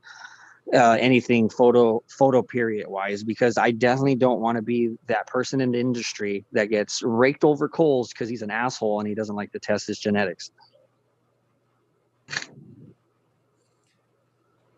That's good to hear, to be honest with you. I like I'm a firm believer in quality breeding. So I'm glad to hear that you're willing to take the time and put in the work before you release something there. Yeah, exactly. I because this is how I feel. I run big setups. So if someone puts the confidence in me and buys my seed, and let's say they have like a 400 or 500 of these plants, and one of them Hermes, that's a bad day for that family. That's a horrible day for that family. And I would never. That's the baddest juju you can ask back on yourself that I think you could do to somebody is fuck their garden up. That benefits the people that are around them, and people need to understand that a lot of people like us, we do it for a living. We're not just doing it in our backyard and whatever. No, we're doing this for a living, and it's cool to have trusted people in this industry that we count on that to do their homework, dot their I's, cross their T's, and know that when we're running some gear, we can have confidence, and when we speak about it, we can not feel ashamed. And that's like thing that I strive for, something that brings happiness to somebody. If it could bring happiness to somebody and know that they can run it and they don't have to worry about it, that's what I'm after. Because right now, if somebody were to give me something and it would have hurt me and fuck my room up, you best believe it's sadness. That's just sad. That's like the worst thing that I think could happen to a grower is knowing that your room got sabotaged by somebody's lack of work when you're putting in 1,000. Well, that is most definitely what the testing's for. Good Yeah. breeders most certainly test. No, they're out there, definitely. I love good breeders. I send positive vibes to them all the time. I love they're doing the work for the people, and I appreciate them pushing the envelope so we could get those tasty terps and always bringing that new varietals around, man. I don't know how they do it. I'm slowly getting there, man, but it's crazy. Some of these guys are popping out strains like like crazy, and they're stable and they're glorious, and I give props to any breeder out there. I just want to say you guys are amazing, and the amount of wealth and knowledge that you guys have is crazy. Yeah, like you're saying there, there's a lot of time, and if you're you're gardening, you're wanting flower, but you know, when you're making seeds, you waste a lot of space to making seeds when you could Yeah. be making just glorious flower, you know. So shout out to the breeders. Yeah, shout out to breeders, man. For reals. Making the world go round for us, making us let us have fun with it, with their gear. So how do you do your harvesting? What's your harvesting process, man? I couldn't imagine trying to take down a greenhouse. It's off to you for that. That's where I like the little guy method of, you know, I'm kind of happy in my way. I like the perpetual just because of that. That's one thing the other harvest, you know, monocropping taught me too was uh, you're a one man team. So when it comes down to taking down all the plants, you're a one man team. Yeah, for So real. the perpetual helps me, you know, I'm just doing a little bit all the time instead of, you know, Busy getting, hands, yeah. Well, my yeah. approach, this one's going to be interesting because we're going to wash a lot of the room. So it's going to alleviate a lot of our harvest woes since some of these plants are actually overproducing when it comes to the trichome density. Some of these plants are surprising us just because of the bloom mix. This bloom mix that I have right now is that I've been working on. It hasn't been, I haven't used it before to this extent because I've added a lot of new stuff to it. So it's actually amazed us. So we're gonna wash a lot of the room because it's just overperforming for extracts, and the rest we have a set up dry room that we have that's going to be environmentally controlled 100%, with a rack system, so they could be hung and dried. Like I would say 10 to 14 days. Hopefully, try to get that slow. That's my main goal is to try to get it to a point where I could put it into a curing system so that it cures properly. And a lot of that is the 3-day rule that I like to say. The first 3 days are the most important days when you come into your drying process. If you're trying to get most of the moisture out in the first 3 days, if you could do that, then you can, the rest of the days, you can kind of coast in an essence. So that's my approach to it. I try to get the moisture out, most of the moisture out, just I would say about to like 60% in the flower till about 3 days, and then let that extra 10% right where it gets to 50% the rest of the way. And just before, because if you get a flower below 50%, it won't cure properly. So you want to make sure you're hovering above that 50% mark. So you're trying to get it to 60% for me, or at least that first 3-day mark, and as slow as possible increment down into where you can get it to where you can put it into a curing system, so that when your final flower is sitting at, you're sitting when it gets below 50%, when it stops metabolizing internally and doing the process of breaking down chlorophylls and such. It's beautiful. It's got the right texture. It's got the right it's held all the terpenes in it because they haven't gassed off, because you haven't been an asshole and just you know what I mean, you just let them gas off. A lot of people will do that. They'll dry their flower out in a room that's too hot, and all their terpenes will gas off. And it's a sad thing to see because you put all that work in, and then you gas all your terpenes off, and then you dry it to the point of no return. You don't even know how many messages I'll get, like, hey, I dried my flower too much. What can you do? You can't do nothing.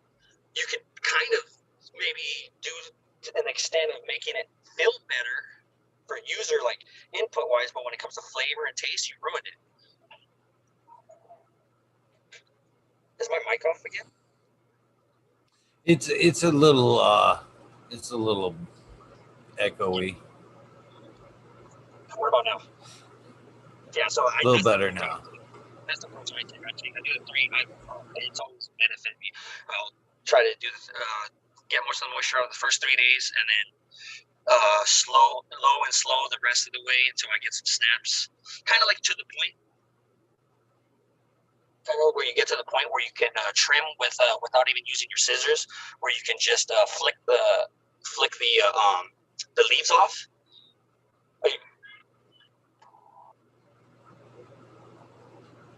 Yeah, they're saying that my mic something's wrong with my mic. It's a little echoey, but we can still hear you. Phones can be a little bare. Sometimes they're touchy. Yeah, but to be honest with you, I'm still process, because that's always about Yeah, it's worse now. Sorry, brother. Just try tipping the phone. You can actually turn it sideways.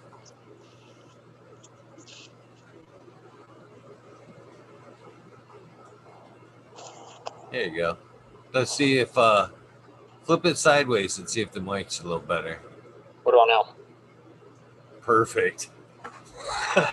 Best it's been. Awesome. Yeah, but how do you go about trying airflow? Like, what's your approach to it? Like, it's something that you put a lot of effort in, or you just throw it in a tent, throw some fans in there, and you're like, oh. My approach with drying, was that your question? Got lost a little bit there. Yeah, what's your approach? I'm actually I hang dry at some points, but moreover now I right there that my herbs now I actually use a dryer that I'm quite fond of. Uh, so basically, I wet trim and we'll pack that into the dryer there and almost cure it, almost machine cure. So I basically pack this thing as tight as I can get it. It it's preset for 96 hours. It rarely takes that long. I kind of take it to a crisp, like a crisp state where the stems are somewhat pliable still. And then I'll shut down the machine and let it wick out a little bit. And then I'll take it one more time to a stem snap. And then it's pretty much jar ready at that point. And it, I've had pretty damn good luck with it, against all norms, you know, against all norms. I actually even dry my hash. I actually even dry my hash in that thing, and it works well. It works really well. That's good. But before that, it was. Let me. I can show you right here. I used to right there. Wow. Oh, wow. The hangers, the rack, a tent.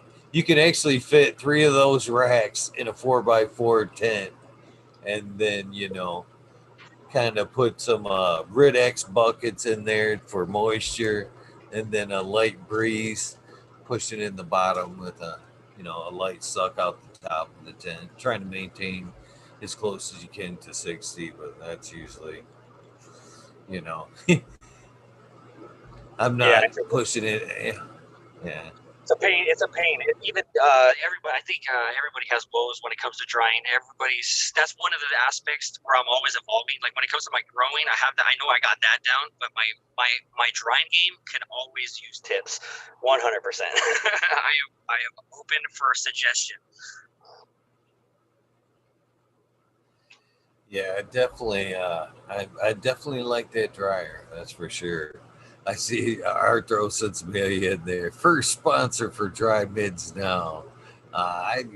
You guys say what you want, but I do like my machine. I'm not selling it, but I do like that. It was a question. It was a question. Damn it! It was a question. Exactly. Yeah. I wasn't pushing it. I wasn't pushing it. I just answered the question. Damn it! Like link in description. Yeah. Oh man, I do love my chat. I do love my chat.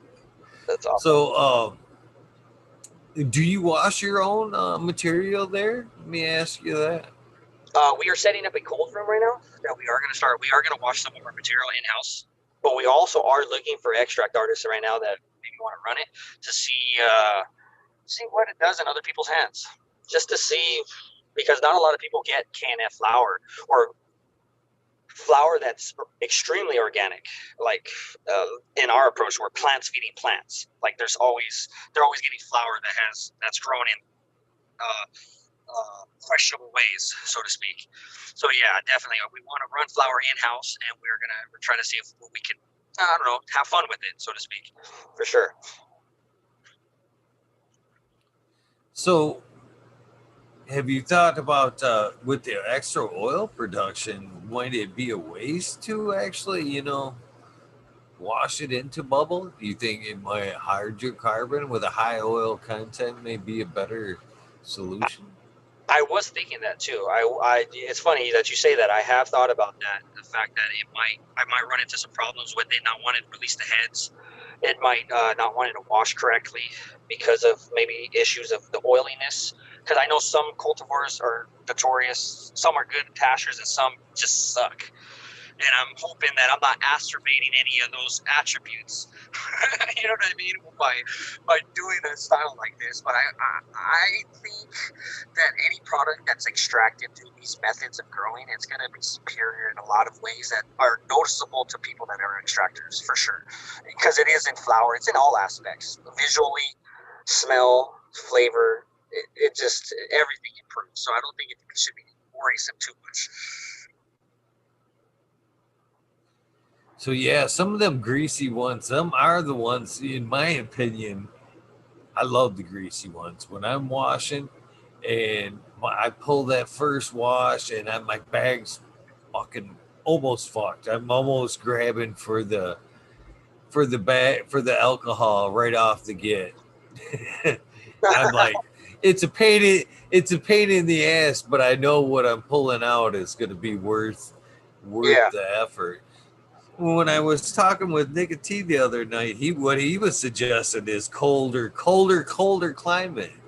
And I'm thinking, yeah, that sounds great, but I don't have a hash room, so the closest thing I can do is like bank it until this time of year where I could actually go outside and do my whole complete wash in this Arctic Michigan weather. That shit ain't happening but once a year.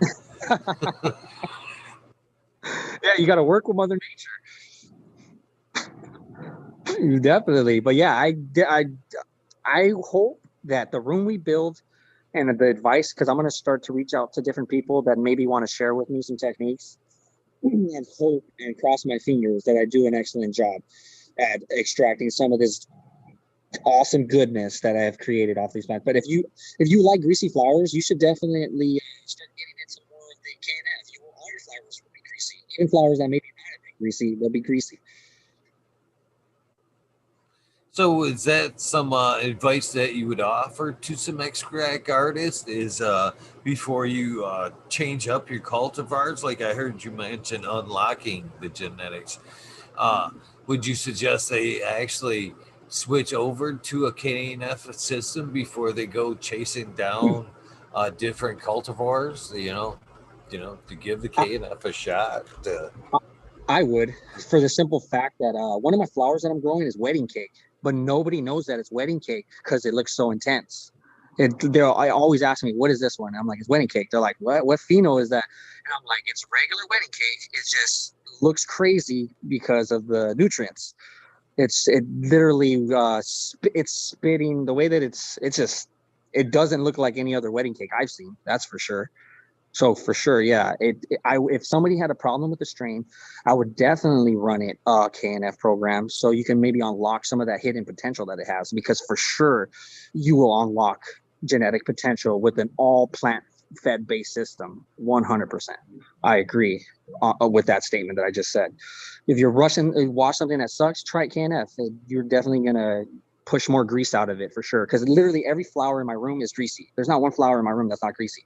They're all equally crazy greasy, and that's one of the qualities that you'll run into when you start getting flower or start implementing these feed programs, is you get these traits that are not normally present, that you've never seen, that you're not used to. They'll start popping their heads out more. And it's interesting to see for sure as a cultivator to see these things with your own two eyes. Like, oh wow, check this out. My leaves in veg will be greasy. In veg, they'll be waxy. They'll have a waxy greasiness to them, and it's the most insane thing ever. Like if I rub the bottom of my in veg, I'll have like a greasiness on my hands in veg. Sounds like it would be good for an IPM purposes as well. I would actually agree. Somebody was telling me through the comments, they were like, oh, what is your Brix content on your plant? I'm like, well, I have no idea because I don't have a Brix meter. And they were telling me that that once a plant gets like past like 15 15 bricks, that pests stop seeing it as a plant or something like that. And I agree with that. I've had plants in the past where they'll have like a slight bug problem, and they'll as they go through their health, the pests don't want to be around them anymore. They're too greasy for them. Like, they grease fucks with them. They can't maneuver around the leaf as freely as they would, because they get, you know what I mean? It hassles them to do their day-to-day activities. Not every pest, but I think I think thrips. I had thrips one time, and my plant got so greasy that they stopped. They didn't like that plant no more, and they left. But I've experienced that a plant gets so greasy that pests don't want to be around it. That's kind of touching on a base there of something I was just thinking of when you were talking there. Since you'd go down the K&F road and basically living organics and all that, do you actually work with banker and companion plants as well in your greenhouse as I part of IPM management? I don't companion plant for the simple fact that my I don't want to have to worry about foliage for some bug to hide in. So that's my approach with it. I have so much to worry about already. My companion, I don't want, if you get a bug problem and it gets out of control and you get little nooks and crannies, because this is how I see it. Because I spray during veg, and if I have companion planting and I have to spray, you have to spray every top and bottom of everything. And if it's hiding in some foliage and some cover crop and you forgot to spray it properly because you had run into an issue, they're just going to keep bouncing back. You have to literally spray every inch of your room, or don't even spray at all. So that's why I don't companion plant, because there's too many nooks and crannies that I'll have to spray, and it just will add hours onto my IPM schedule. And it's something that also never had a need for, because I run I don't even run, I just run my regular soil, nothing on top. I don't mulch anything on top. A lot of guys trip out on that as well, that I don't mulch or any of that. It's kind of because it's a personal preference. I'll walk into a room and I can see from the texture of the soil where that plant's at, where it's sitting in moisture content, just by looking at the top layer of the soil immediately. I'm like, all right, I got maybe a day more on that one, but I use it as an indicator feedback for me. So that's why I don't also use any mulches or anything like that. But I might change my tune, because there are some guys that are kind of turning me onto a little bit of techniques, so to speak, to keep the moisture content on the top a little bit more leveled, because there is a benefit to some types of mulches for sure. I can agree with that for sure. But yeah, cover crop wise, I'm not into cover crop. I'm trying to not trying to add another thing I have to think about in the garden. In my opinion, that's my opinion. So I've seen here, I want to make sure and get the name right. Cheers, Love and Hope Hope. Let's see here. It was Toad. Grumpy Toad. He says in chat, grease equals dank, question mark, question mark, question mark. I believe so. What's your opinion? Uh, does grease equal dank in your opinion? The reason why I think grease equals dank, don't you love those joints when you're smoking them and they become transparent and they ooze? Well, that comes from that, exactly. You will get that with a greasy plant. It will turn it will turn it transparent, and you would have to bite the tip off like every couple hits, because it gets packed at the end. It's like you might as well, it's like you're throwing concentrates in your joint. But yeah, I agree. It just makes for a pleasurable smoking experience. And it's a cool show off factor. Oh yeah, oh yeah. I definitely love a joint when I light it up and take a hit or two of it, and practically the whole parent paper is translucent, just like you practically rub chicken grease on it before you roll the joint or some Yep. shit. You're just like, Yeah. oh man. Them are the ones you usually look at in between. Yeah, exactly. Yeah, you're like, oh Yeah. wow, this is good stuff. Yeah, those are the joints that if you pick a roach up, you could tell what it is. You could smoke it and be like, oh, that's this varietal. You know what I mean? Because they're just coated with that flavor. I love joints that you could pick up that from an ashtray and you could tell exactly what it is. So that's one of the things. That's what we extract basically are the oils So why wouldn't, oil or grease equal dank? You know what I mean? In my opinion, it has to, or it has to equate to dank, I guess. I agree. I think it's just because of the terpene content is increased, so you get more of that grease factor. That's what I believe is happening. You just have more terpenes present. So it's kind of like when you have concentrates that have high terpene content. They move in room temperature. They're very saucy. They're super saucy when they're real high in terpenes. And I believe that's the same thing that's happening on the plant. It's so high in terpenes that it's like you have that. It's just like sauce covered in it. It's got that factor to it. Yeah, I definitely agree. Definitely. So, what are your plans for 21? Do you have any extra special plans that you hope to pull off this year? Yes, most definitely. We're going to be opening 4 more greenhouses, and I hope to get some offers in the future to work with some people in the industry that maybe want to open their minds to this type of cultivating, because it's definitely from an outside looking in, it's got to be weird. I mean, you see a guy blending some fruit in a blender and he's juicing some carrots, but then you look, what I mean? It's definitely a new way to look at how you feed your plants. And I would love to start new relationships to spread the love. So I'm looking for 2021 to expand, but also to expand my networking and the people that I deal with on a day-to-day basis, like you, for instance. Right on. That would be pretty awesome. Wow, 4 more greenhouses. Woo! Woo! I hope you got some help, brother, or a Oh, good batch of strong coffee, brother. You're gonna need something. yeah, no, I'm getting my butt whipped right now. So, It'll take a long time. Are we gonna talk auto? Are you talking autos in these greenhouses, or what are we running in the greenhouses, or what will The we be running? I'm hoping that I can maybe run some. See, what the thing with these methods of growing, since it pushes the genetic potential, I'm hoping to run some. I don't know, like in-house genetics. I think it's called in-house, like some crazy stuff that's out there floating around, and see how far I can push it. To be honest with you, like maybe some strains that I know are that dump, because I wanted one greenhouse all to wash and then one for flower. And then you know what I mean? I kind of want to make it interesting. I want to try to experiment with these greenhouses, but I also will be doing, in the future, I also will be doing an all auto flower greenhouse. That's for sure. 100%. Like just for shits and giggles.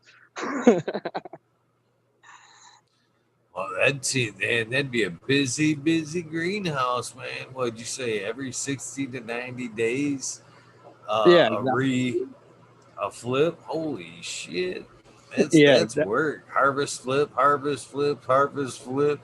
I think at that point you better have some freezers and a good oil guy or good extract guy, because I think at that point that's what it would be. At that kind of Yeah, harvest, I'd be like, "Fuck it, freeze it, yeah, freeze it. exactly. He'll be Yeah, here freeze next it. Bring week." it.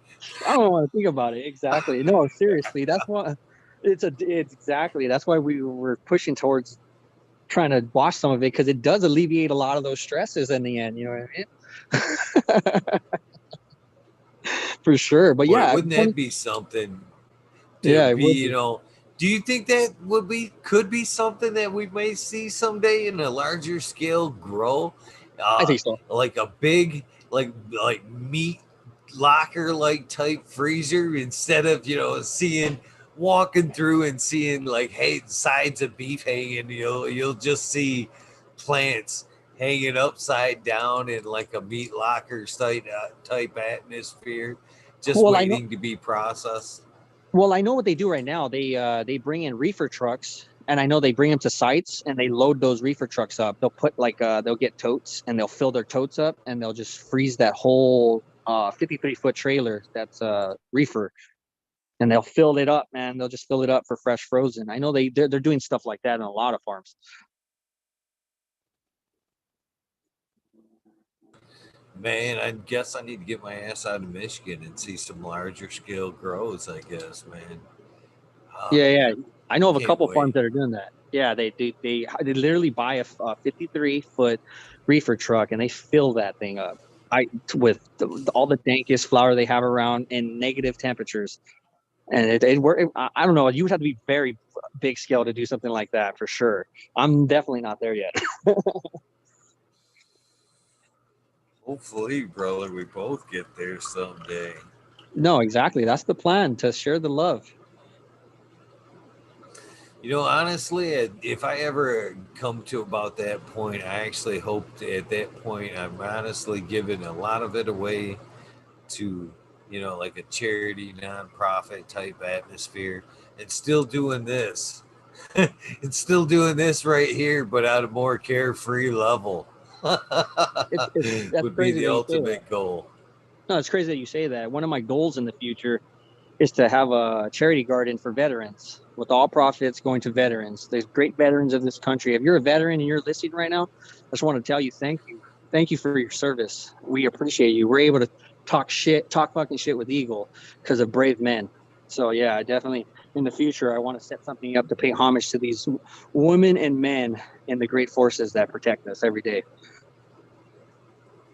I agree. I agree. And I think I've said this many a times too. I think it's so unfair that they're the ones that get fucked firsthand on the cannabis, benefits. Here they go and serve our countries, and they're the ones that could benefit most out of some of the, medical benefits for PTSD, pain, other benefits, and according to our government as of late, it will void their benefits. You know what I Exactly. mean? Yeah. So it's sad that here they stand and fight for us shoulder to shoulder, hand to hand, and keep us safe, but they can't come home and you know You're right. do what's right. You're absolutely right. They have tormented minds, and cannabis calms that mind. And it's a tool that should be utilized by all veterans that are having issues with any type of mental disorder or even physical. It brings great relief to a lot of these veterans, and it's definitely something that I kind of want to push in the future to help these men and women out. It's a big issue with me. I come from a veteran. I found my dad served in the Korean War, so it's something that I definitely know freedom isn't free. And his cousin before that, World War II. So it's like I definitely respect my brothers in arms.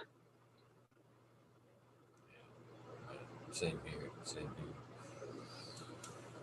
Well, I hope your dream comes true, mainly for that reason right there. Hopefully by that day it's a completely day and age. Things the tables have turned on that issue. Hopefully that comes sooner than the other. Hey, so Eagle, so this method that I've explained to you of this flower and all that, would it be something that you would try? Yeah, I think I would give her a go. I think I'd give her a go. Yeah, you should, man. You should definitely should. I think you would you're gonna kick yourself. It's kind of something that you get into and you're like, wow, this makes everything so much more simple. You should definitely give it a try. I'll help you too, man. If you need any help, just reach out, brother, and I got you.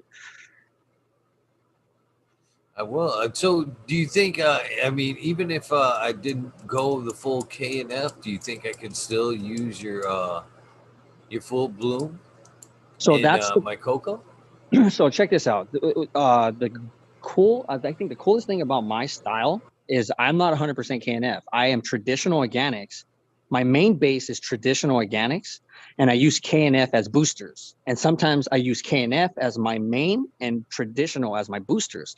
So I have a mix of all the best things that I've ever come across, but with KNF leading the way. So absolutely, my style actually will work for a lot more people than just a regular KNF program because it's already something that they're used to, and they're adding the KNF to boost an existing program that already works. I'm a firm believer. If it works, it works. Why are you not going to use it? If it's organic and it works, use it. Simple as that. And KNF is just another tool that we have in our toolbox that we could use to assist us to make them a better product in the end for us and the people that surround us. So yes, absolutely. My style, I believe, benefits greatly in any situation because it utilizes that traditional organics background that I've learned from many people before me, and also pushing the new stuff of principles of plants eating plants.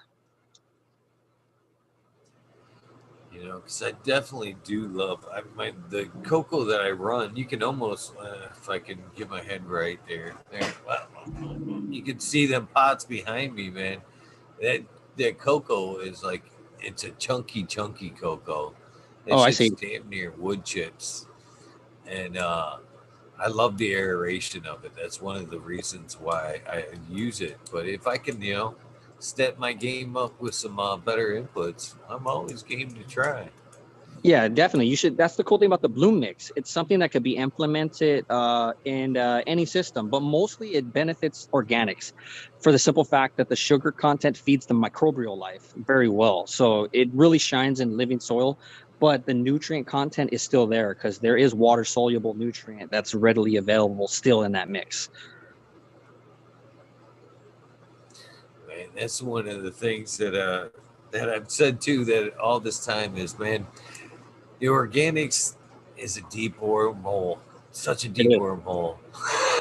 I know it's intense to say the least. It's super intense. But it's one of those things. As we've talked about cannabis bettering us, as the plant, bettering us all around. The organic seems to do the same thing. You know what I mean? As you travel down that organics road, it tends to bring out more knowledge because that rabbit hole is deep. It's That rabbit hole, you get, super deep. No, yeah. you I start mean, learning if the. you're, if you, Yes, you're absolutely right. I mean, if you, I'm gonna butt in real quick. I'm sorry about that.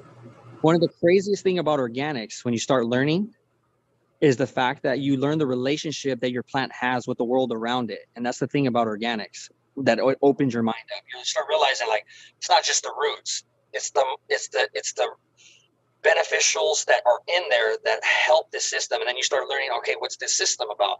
And then you realize like, oh wow, there's this whole bacteria, then there's the micro, there's the hyphae, and then there's the you go into like uh the living soil aspect, and then you get into, okay, making an organic input, it's got to be breaking down by another thing, and then the plant can see it, and then you're like, what the heck? And then it's the rabbit hole goes further and further and further, and then next thing you know, you are in a bliss of knowledge that you never fathomed before. Now you have all this wherewithal. You're like, wow, you're looking at this plant, and little do you know, there's so much going on that's not you have no part in it, so to speak, that's going on. It's like a beautiful harmony, and it's crazy when you think about it like that. You have like a little ecosystem. It's like if like that's that episode in The Simpsons where they make that little colony when I think Lisa or forgot spits in the.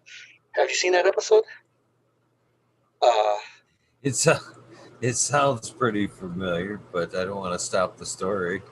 Yeah, so pretty much the episode is they make a whole universe within this colony, and and it's self-sustained, and that's pretty much when you go down this hole, you realize that the you're introducing life to your soil.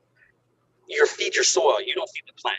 You feed the soil, and the soil feeds the plant. That's my main go-to.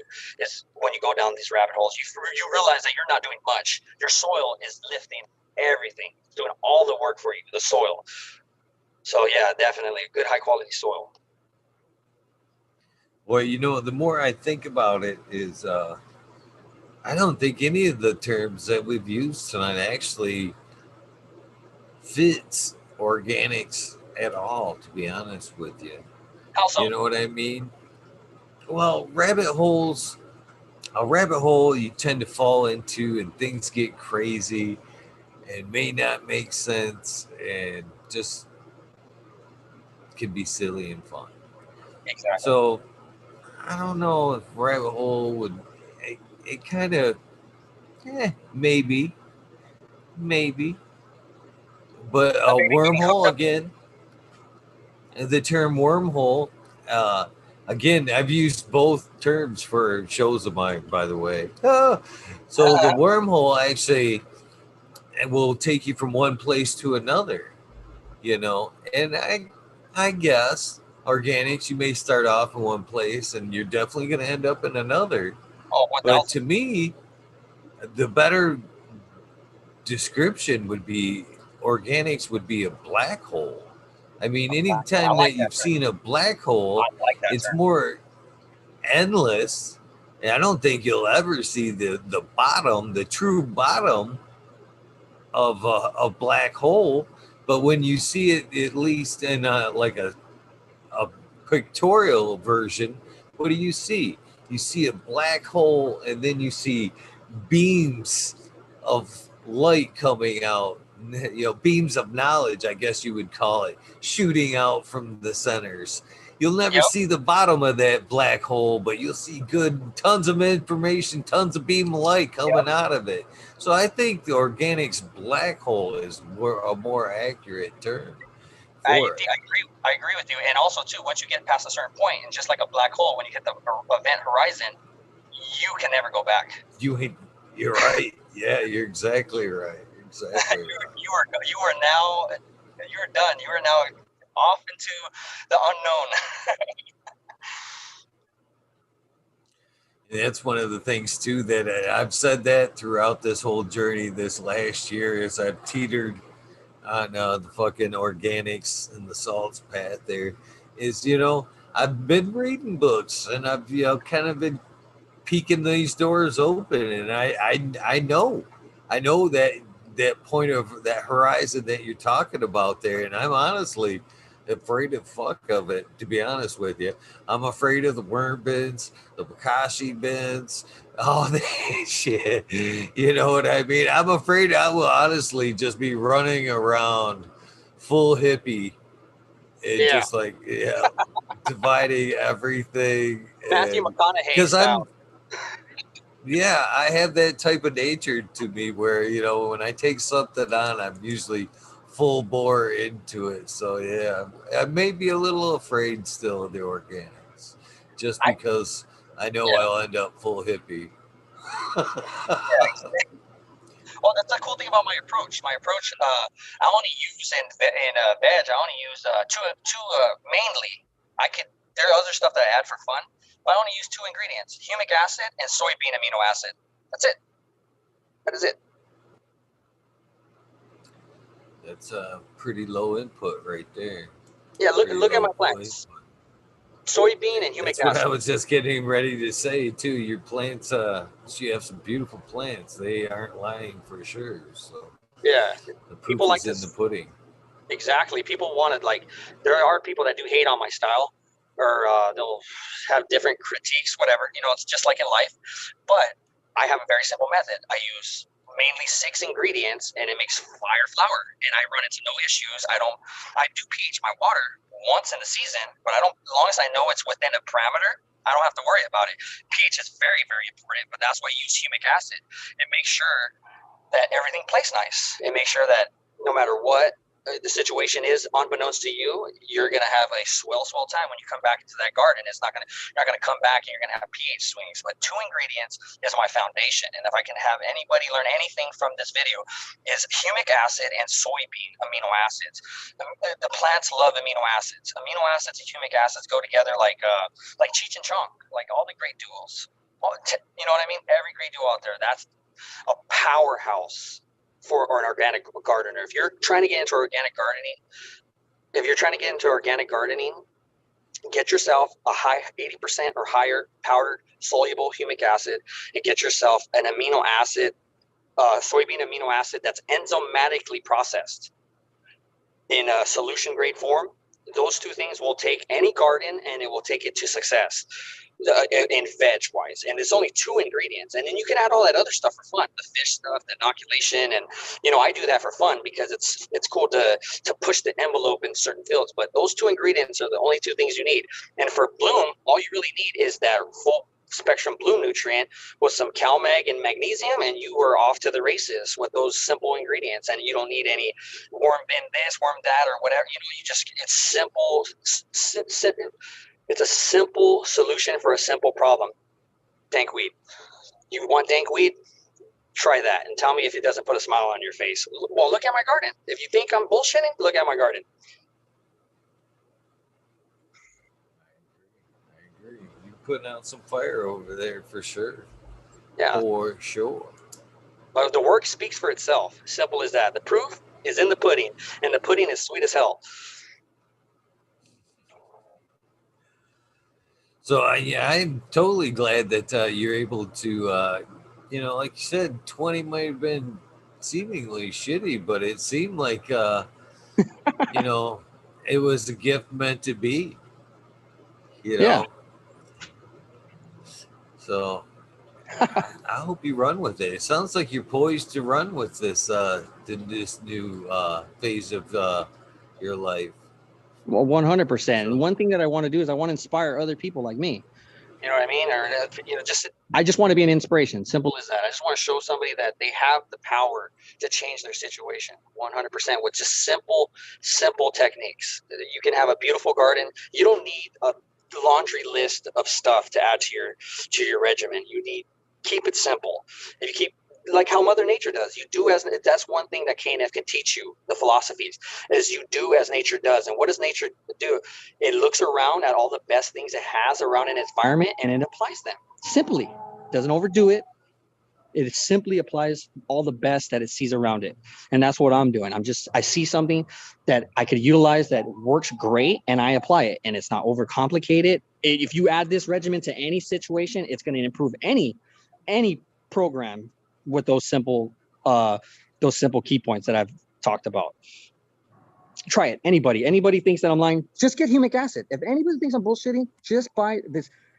I've helped many people with that simple suggestion. I'm like, oh, just buy this one product, and that one product will change your life. Humic acid. Nobody uses humic acid, and not in the bottle form. You have to have it in the powdered soluble form that's over 80% to see a significant difference that you would see with your own two eyes. And a lot of these people that are running gardens, they have all purple stems. A lot of guys run purple stems. If I see a purple stem in my garden, I'm not going to sleep good at night, because that lady's telling me that there's something wrong with that medium. The medium is not right. She's telling me I'm fucking mad. What the hell? I'm about to get even more problematic for you if you don't address the situation. If you start feeding humic acid, that stem will turn, all the new growth will be green, because it will alleviate anything that's unbeknownst to you happening in that media. It will keep it in check.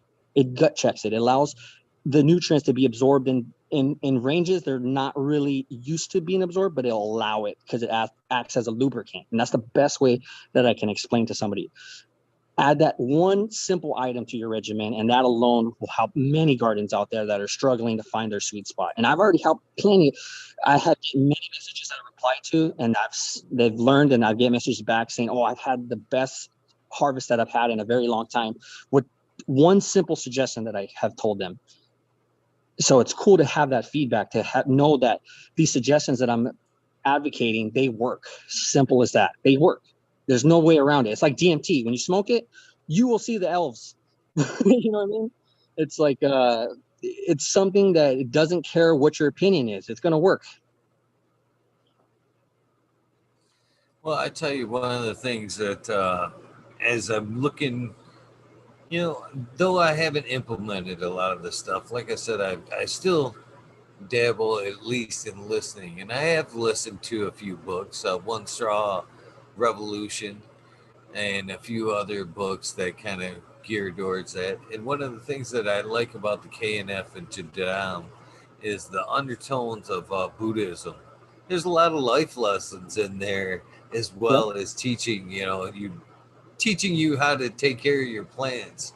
There's a lot of life lessons in them books as well. So that's, as I've listened to some of them, even though I haven't put it into practice as a gardening technique, I like to listen for the life lessons as well, because they're hidden in there. They're hidden in there as well. That's for sure. That's crazy. You're actually off to a good start. If that's something that you've attached to that thinking, you're doing beautiful already, because that's the hardest thing for somebody that's coming into these techniques to overcome, is that thinking. It's about the way you think of these processes. It's trying to break those chains in your mind and help you understand how and why you do the things you do. And if you can understand how and why you do the things you do, you could better implement these things to your benefit and the plant's benefit. So that's beautiful that you said that. You were on the right track. You will do, you saying that lets me know that you will do wonderful implementing these organic practices, because at the heart of it, you understand. And that's what's important. You need to understand that this is a philosophy. It's a way of thinking about these, thinking the relationship that we have with these plants more than anything than just feeding them. It's about the relationship above else. And that comes secondary. Is like, it's kind of like when you do something good, the quality will follow. That's a secondary thing. If you do something good, good things will come automatically through those good intentions. It's that same philosophy that it teaches.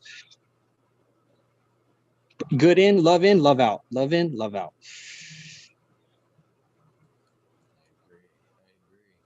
And I also respect the fact that you know, you do shake off that negative energy before you go into the garden. I think that directly does transfer. Although I think that even if you do take it in somehow, that plant does kind of filter it out of you. So It I does. think it has that capability. So you want to know what I do to get in the mood, to get into my garden? Because I have a ritual. So I have a ritual, you know, like that. Have you seen that Gone in 60 Seconds where they listen to that music before they boost those cars? Nicolas Cage, he'll listen to that music and he gets in and he goes, all right, we're going to go. I do the same thing while the journey to my plants. Give me a good reggae beat and some weed and it will put me in the best mood. That's what I'll do. I'll go down my playlist and whatever hits me in my soul and is like the anthem of the day, I will ride that all the way to the garden. And so when I'm answering it, I got my good my reggae beat that had soothed my soul and my ganja that soothed my mind, and I'm ready to garden. Man, sounds like a happy garden there. Sounds like a happy garden. Yeah, you got good music. Well, it must be a rocking greenhouse, man. It must be a fun place. Oh, Sun, definitely. well, the sun brings out a good mood anyway, but you throw some good reggae music on there, rocking like that. Good times are to be had around good reggae, good weed. I'm gonna tell you that much. Try to be in a bad mood listening to reggae with a really nice joint in your hand. It's impossible. I dare you. I agree. I totally agree. I love cannabis music of like any genre, by the way. You know what I mean? Even if it's like rap cannabis or reggae cannabis, I've seen some rock cannabis. It's all Hustling good. music. It's a country cannabis. Can't forget out the country cannabis. I haven't heard of Wheeler that Walker. one. Yeah, I haven't heard Wheeler that one. Walker.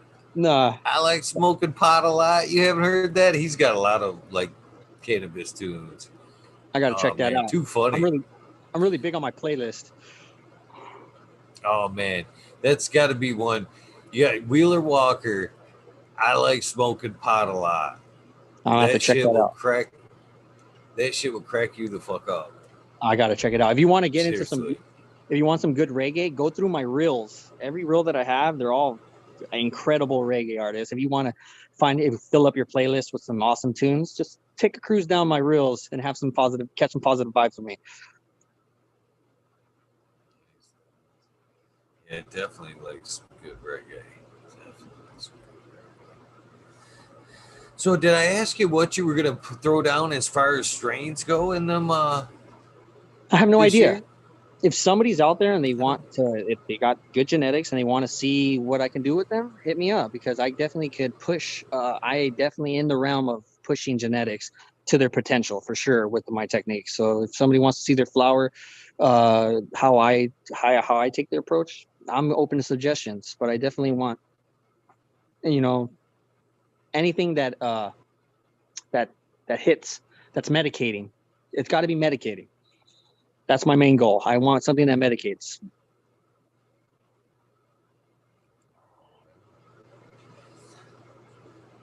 So, when you sounds like you don't have much unrelated cannabis time. So, if you do, what are you doing when you're not in the garden? Researching about the garden. It's 20. Yeah. And my wife gets annoyed because she tells me I don't know how to turn it off.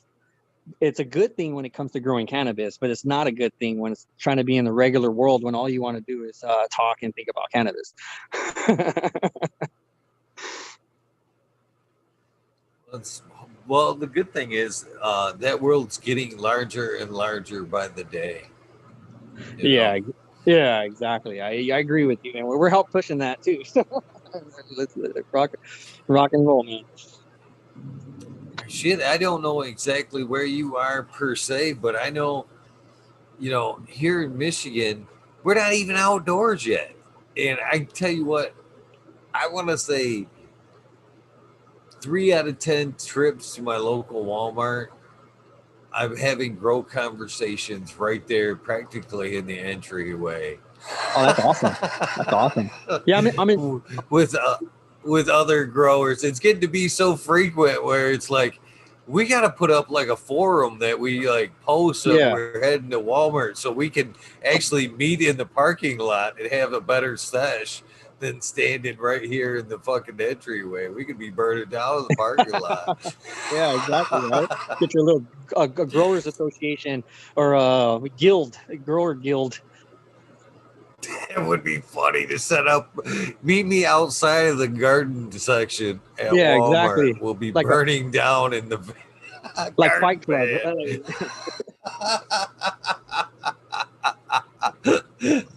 That would be fucking funny as hell. Just Yeah. knock 3 times on the fucking bread box truck and shit. We'll Yeah. let you in. Yeah, exactly. Somebody opens the door and violently pulls you in. Oh man. Oh, good times. Good times. But yeah, something that I wanted to talk about. I'm going to be setting up some educational channels and video breakdowns of some of the stuff that I do, and I'm also going to be opening a website up where I'm going to have my humates that I use and some of my soybean amino acid available. So if anybody's interested in the ones that I use, and also I'm going to make available my root beer ferment from the plants that you see in that garden specifically, to share some of the positive vibes, if anybody in the near future, if anybody, because I see it as a mother culture. So I'll make a batch, and now it's like a starter dough, like a sourdough starter. You always keep a little bit around for to inoculate the next batch. So it's, you know what I mean? I'm definitely going to be getting more into that, where I'm going to start more consulting and getting more educational stuff out there, so everybody could get more in tune to what I'm doing in a way that's more easily digestible for everybody. So let me ask you this: do you actually ferment some kombachas and actually use them in your garden as well? Well, the root beer that the roots that I ferment, it's like a kombucha. It smells just like that. It has the same qualities as it. It's effervescence. It's got like that bubbly quality to it. It's like a root kombucha. That's the best way to explain it. So yes, it's a probiotic for sure, 100%. It's an ultimate enzyme. It will make, if you add. So check this out. It's funny that you bring that up. A lot of people like to add lactobacillus to a lot of their ferments. I don't know why. They'll add it to, like, they'll mix something. Oh, I'm gonna add lab to that. I'm gonna add lab to this. I wouldn't add lab, because what happens is if you overdo the lab, you'll get it'll ferment your root ball, and it'll stall. If your root ball ferments, it'll stop uptaking water, and then you'll stall for like a week or two, and then it takes a while to kind of get back into its motion again. So what I would advocate is people start making the root ferment and add the root ferment to their ferments, because it has high in enzymes and it'll help facilitate the water solubility of these nutrients. Because when I add that to my ferment, it increases the rate that it's effective at. I have to lessen the dosage, or else I'll burn it after I add the root ferment. So people should start making these root ferments and adding them to their nutrients that they're mixing, that they're fermenting, or just even in general to their teas, or it just helps facilitate more of a robust nutrient profile.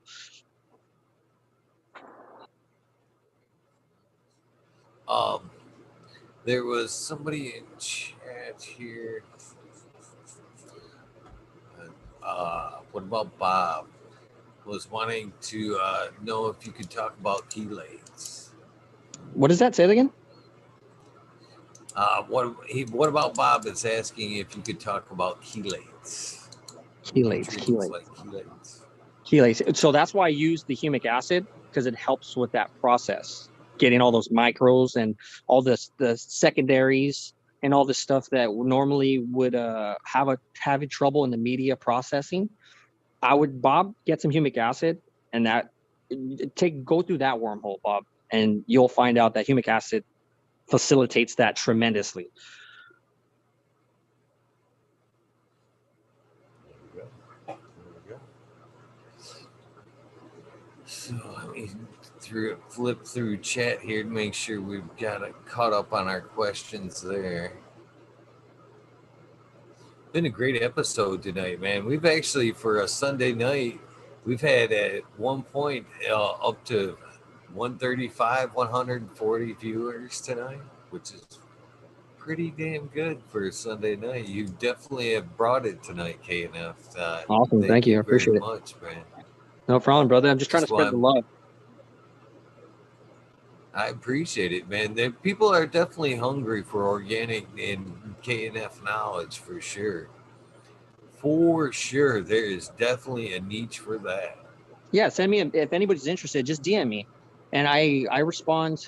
I respond to almost every DM I have. Sometimes it's getting crazy now. I'm getting like bombarded with messages, but I will respond to, if someone's seeking knowledge, I will help. I will not stop somebody from success. If you want to succeed, I will help you.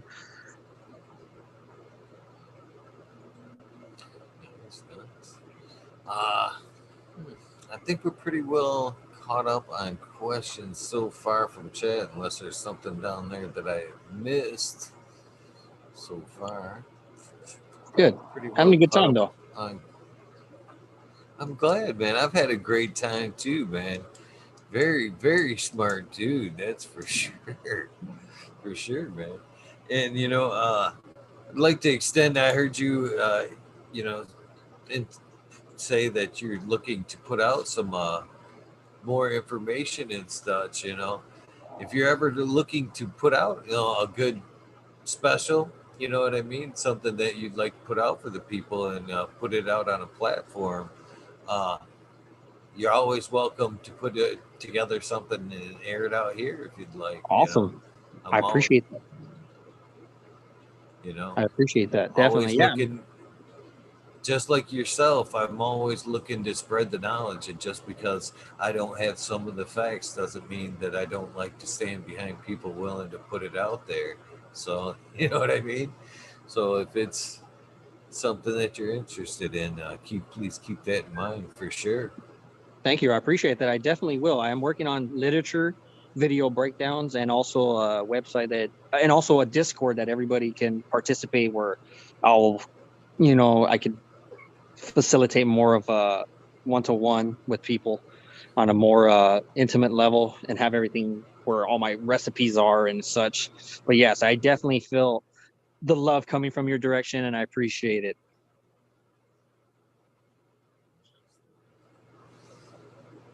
I don't know if this was a question for you or if it was just a general question in chat, but right here, said John Wayne asked a chat question. Thank you very much, Johnny. Let me flip back here. Any autos he would recommend for houseplant grow? Yeah, my Victory at Sea. It's very and also my Victory at Sea. It's perfect house plant. It's the ultimate house plant. Also Mandalorian genetics. It's got great autos, and Night Elf. Those are the ones that I would recommend. And also Medtree. Those are the ones that I would recommend. Anything from Medtree, Night Elf, and Mandalorian genetics. All those guys are doing incredible work. Binary seeds too, but I don't know. I think it's hit or miss with their availability sometimes, at least for me. But yeah, I definitely those three right there would be my top contenders that I would go to have a very pleasurable auto experience. You'll get something back that you'll be happy.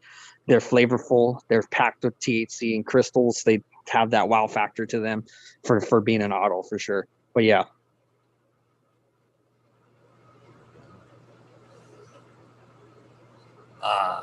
Is there anything that we're missing? No, I don't think so. Actually, yeah, I think my phone's gonna die on me. I got 12%. We've had a good journey here, man. Yeah, we've had a pretty good episode. Hell, we're almost 3 hours in at this point. Oh, Shit. nice. Good. I'm glad I'm That's a great episode.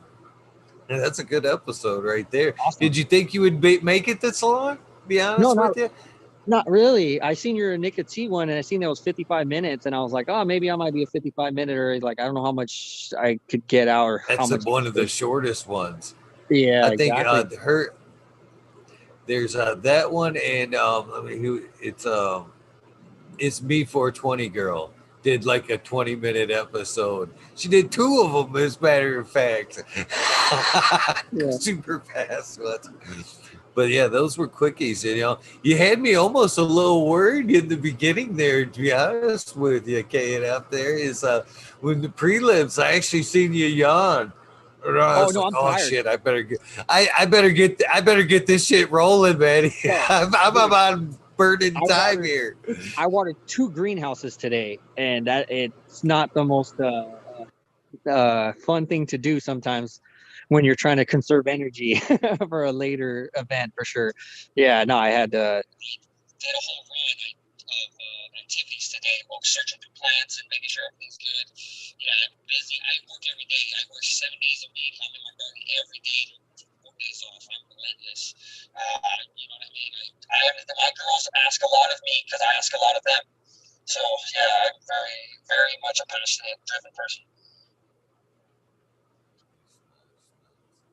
So, the one of the other things, the two things I'd like to get from you before you go. One thing I'd like to tell you, and the other thing is something I'd like to ask of you. First thing I'd like to tell you is, please keep that Zoom number, that invitation handy. Uh, because you've done the spotlight, that is the key to hanging out in the wormhole and rabbit holes. So anytime, I don't know if you follow along or how much you follow along the shows, but as I roughly explained to you before, there's a couple versions of the show. There's a spotlight, then there's a wormhole. Basically, if we go short, there's a wormhole, and if there isn't a guest, there's a wormhole. Monday nights are an automatic wormhole. Basically, you now have an open invitation to any wormhole. You're Also, up late at night, you can't sleep, or you just want to hang out Monday nights, whatever. You don't need an invitation. You just need to fucking get your tray ready, cup of coffee, whatever, and come fucking hang out.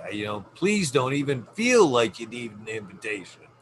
Don't even feel like you need an invitation. Just feel like I want to get the fuck on today. And please, come on. If you know it's going to be a rabbit hole, don't even hesitate. If you want to, don't even hesitate. You're an open, great guest. We'd love to hear from you again. Please take me up on that. The second thing I'd like to get from you is basically the soundbite or advertisement for your episode. So basically, what I'm looking for, in my words, my advertisement would go something like this: Hey, this is Eagle Gardens, and I'm on fucking Talking Shit with Eagle, episode 329. You can put anything you want on that. Check me out at Instagram, whatever. It's your commercial, brother. You say whatever the fuck you want. And so I'll be ready in just 1 second. Let me get this record going here. I am ready for your soundbite anytime you are, sir. this is K&F Gardens, fucking talking shit with Eagle, up episode 329, and it's been a pleasure. Thank you, my friend. Man, the pleasure has been all mine and my viewers. Thank you very much. You have laid down one amazing episode. It has been full of knowledge and great conversation. I can't thank you enough for your time. Uh, and again, I hopefully you take me up and popping in a wormhole on occasion. It would be an honor. So thank you very much. You have a great night. Please get some rest. I'm sure your day probably going to start at daybreak. Yes, sir. Thank you, everybody out there. Thank you. Thank you. You have a good night. Do you want to give anybody a shout out before you go? Not that you haven't already, but the floor is yours to say whatever you want. I want to give a shout out to my press. Thank you for dealing with me and all my hectic schedules, and I love you. There you go. There you go.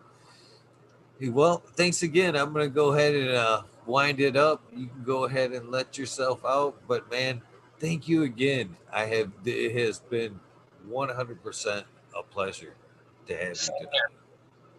Thank you for your time, brother. I appreciate it. Thank you. Thank you for your time and knowledge, brother. You have a great night. Well, guys, it does wrap up this episode 329 with K&F Gardens. I hope you guys have been enjoyed this episode. I know I have. Please, if you're not giving K&F Gardens on Instagram a follow, please look him up and hit him up for some questions. If you have K&F questions, sounds like he's a pretty knowledgeable guy, and we'll have some great uh, great answers for you. Excuse the cat and mouse. But that's going to wrap it up for this episode. If you guys are looking to hang out in the wormhole, please give me a couple of minutes and we'll go ahead and fire up the wormhole and go ahead and walk her down 420. Thank you guys for hanging out this far. If you're not going to jump into the wormhole, I do appreciate your time. And wow, 135 tonight. Pretty humbling. Thank you guys, all of you guys, for tuning in. You guys know the routine. Please do something nice for somebody. Random acts of kindness do save lives, and eventually they'll change the world. Thank you for tuning in.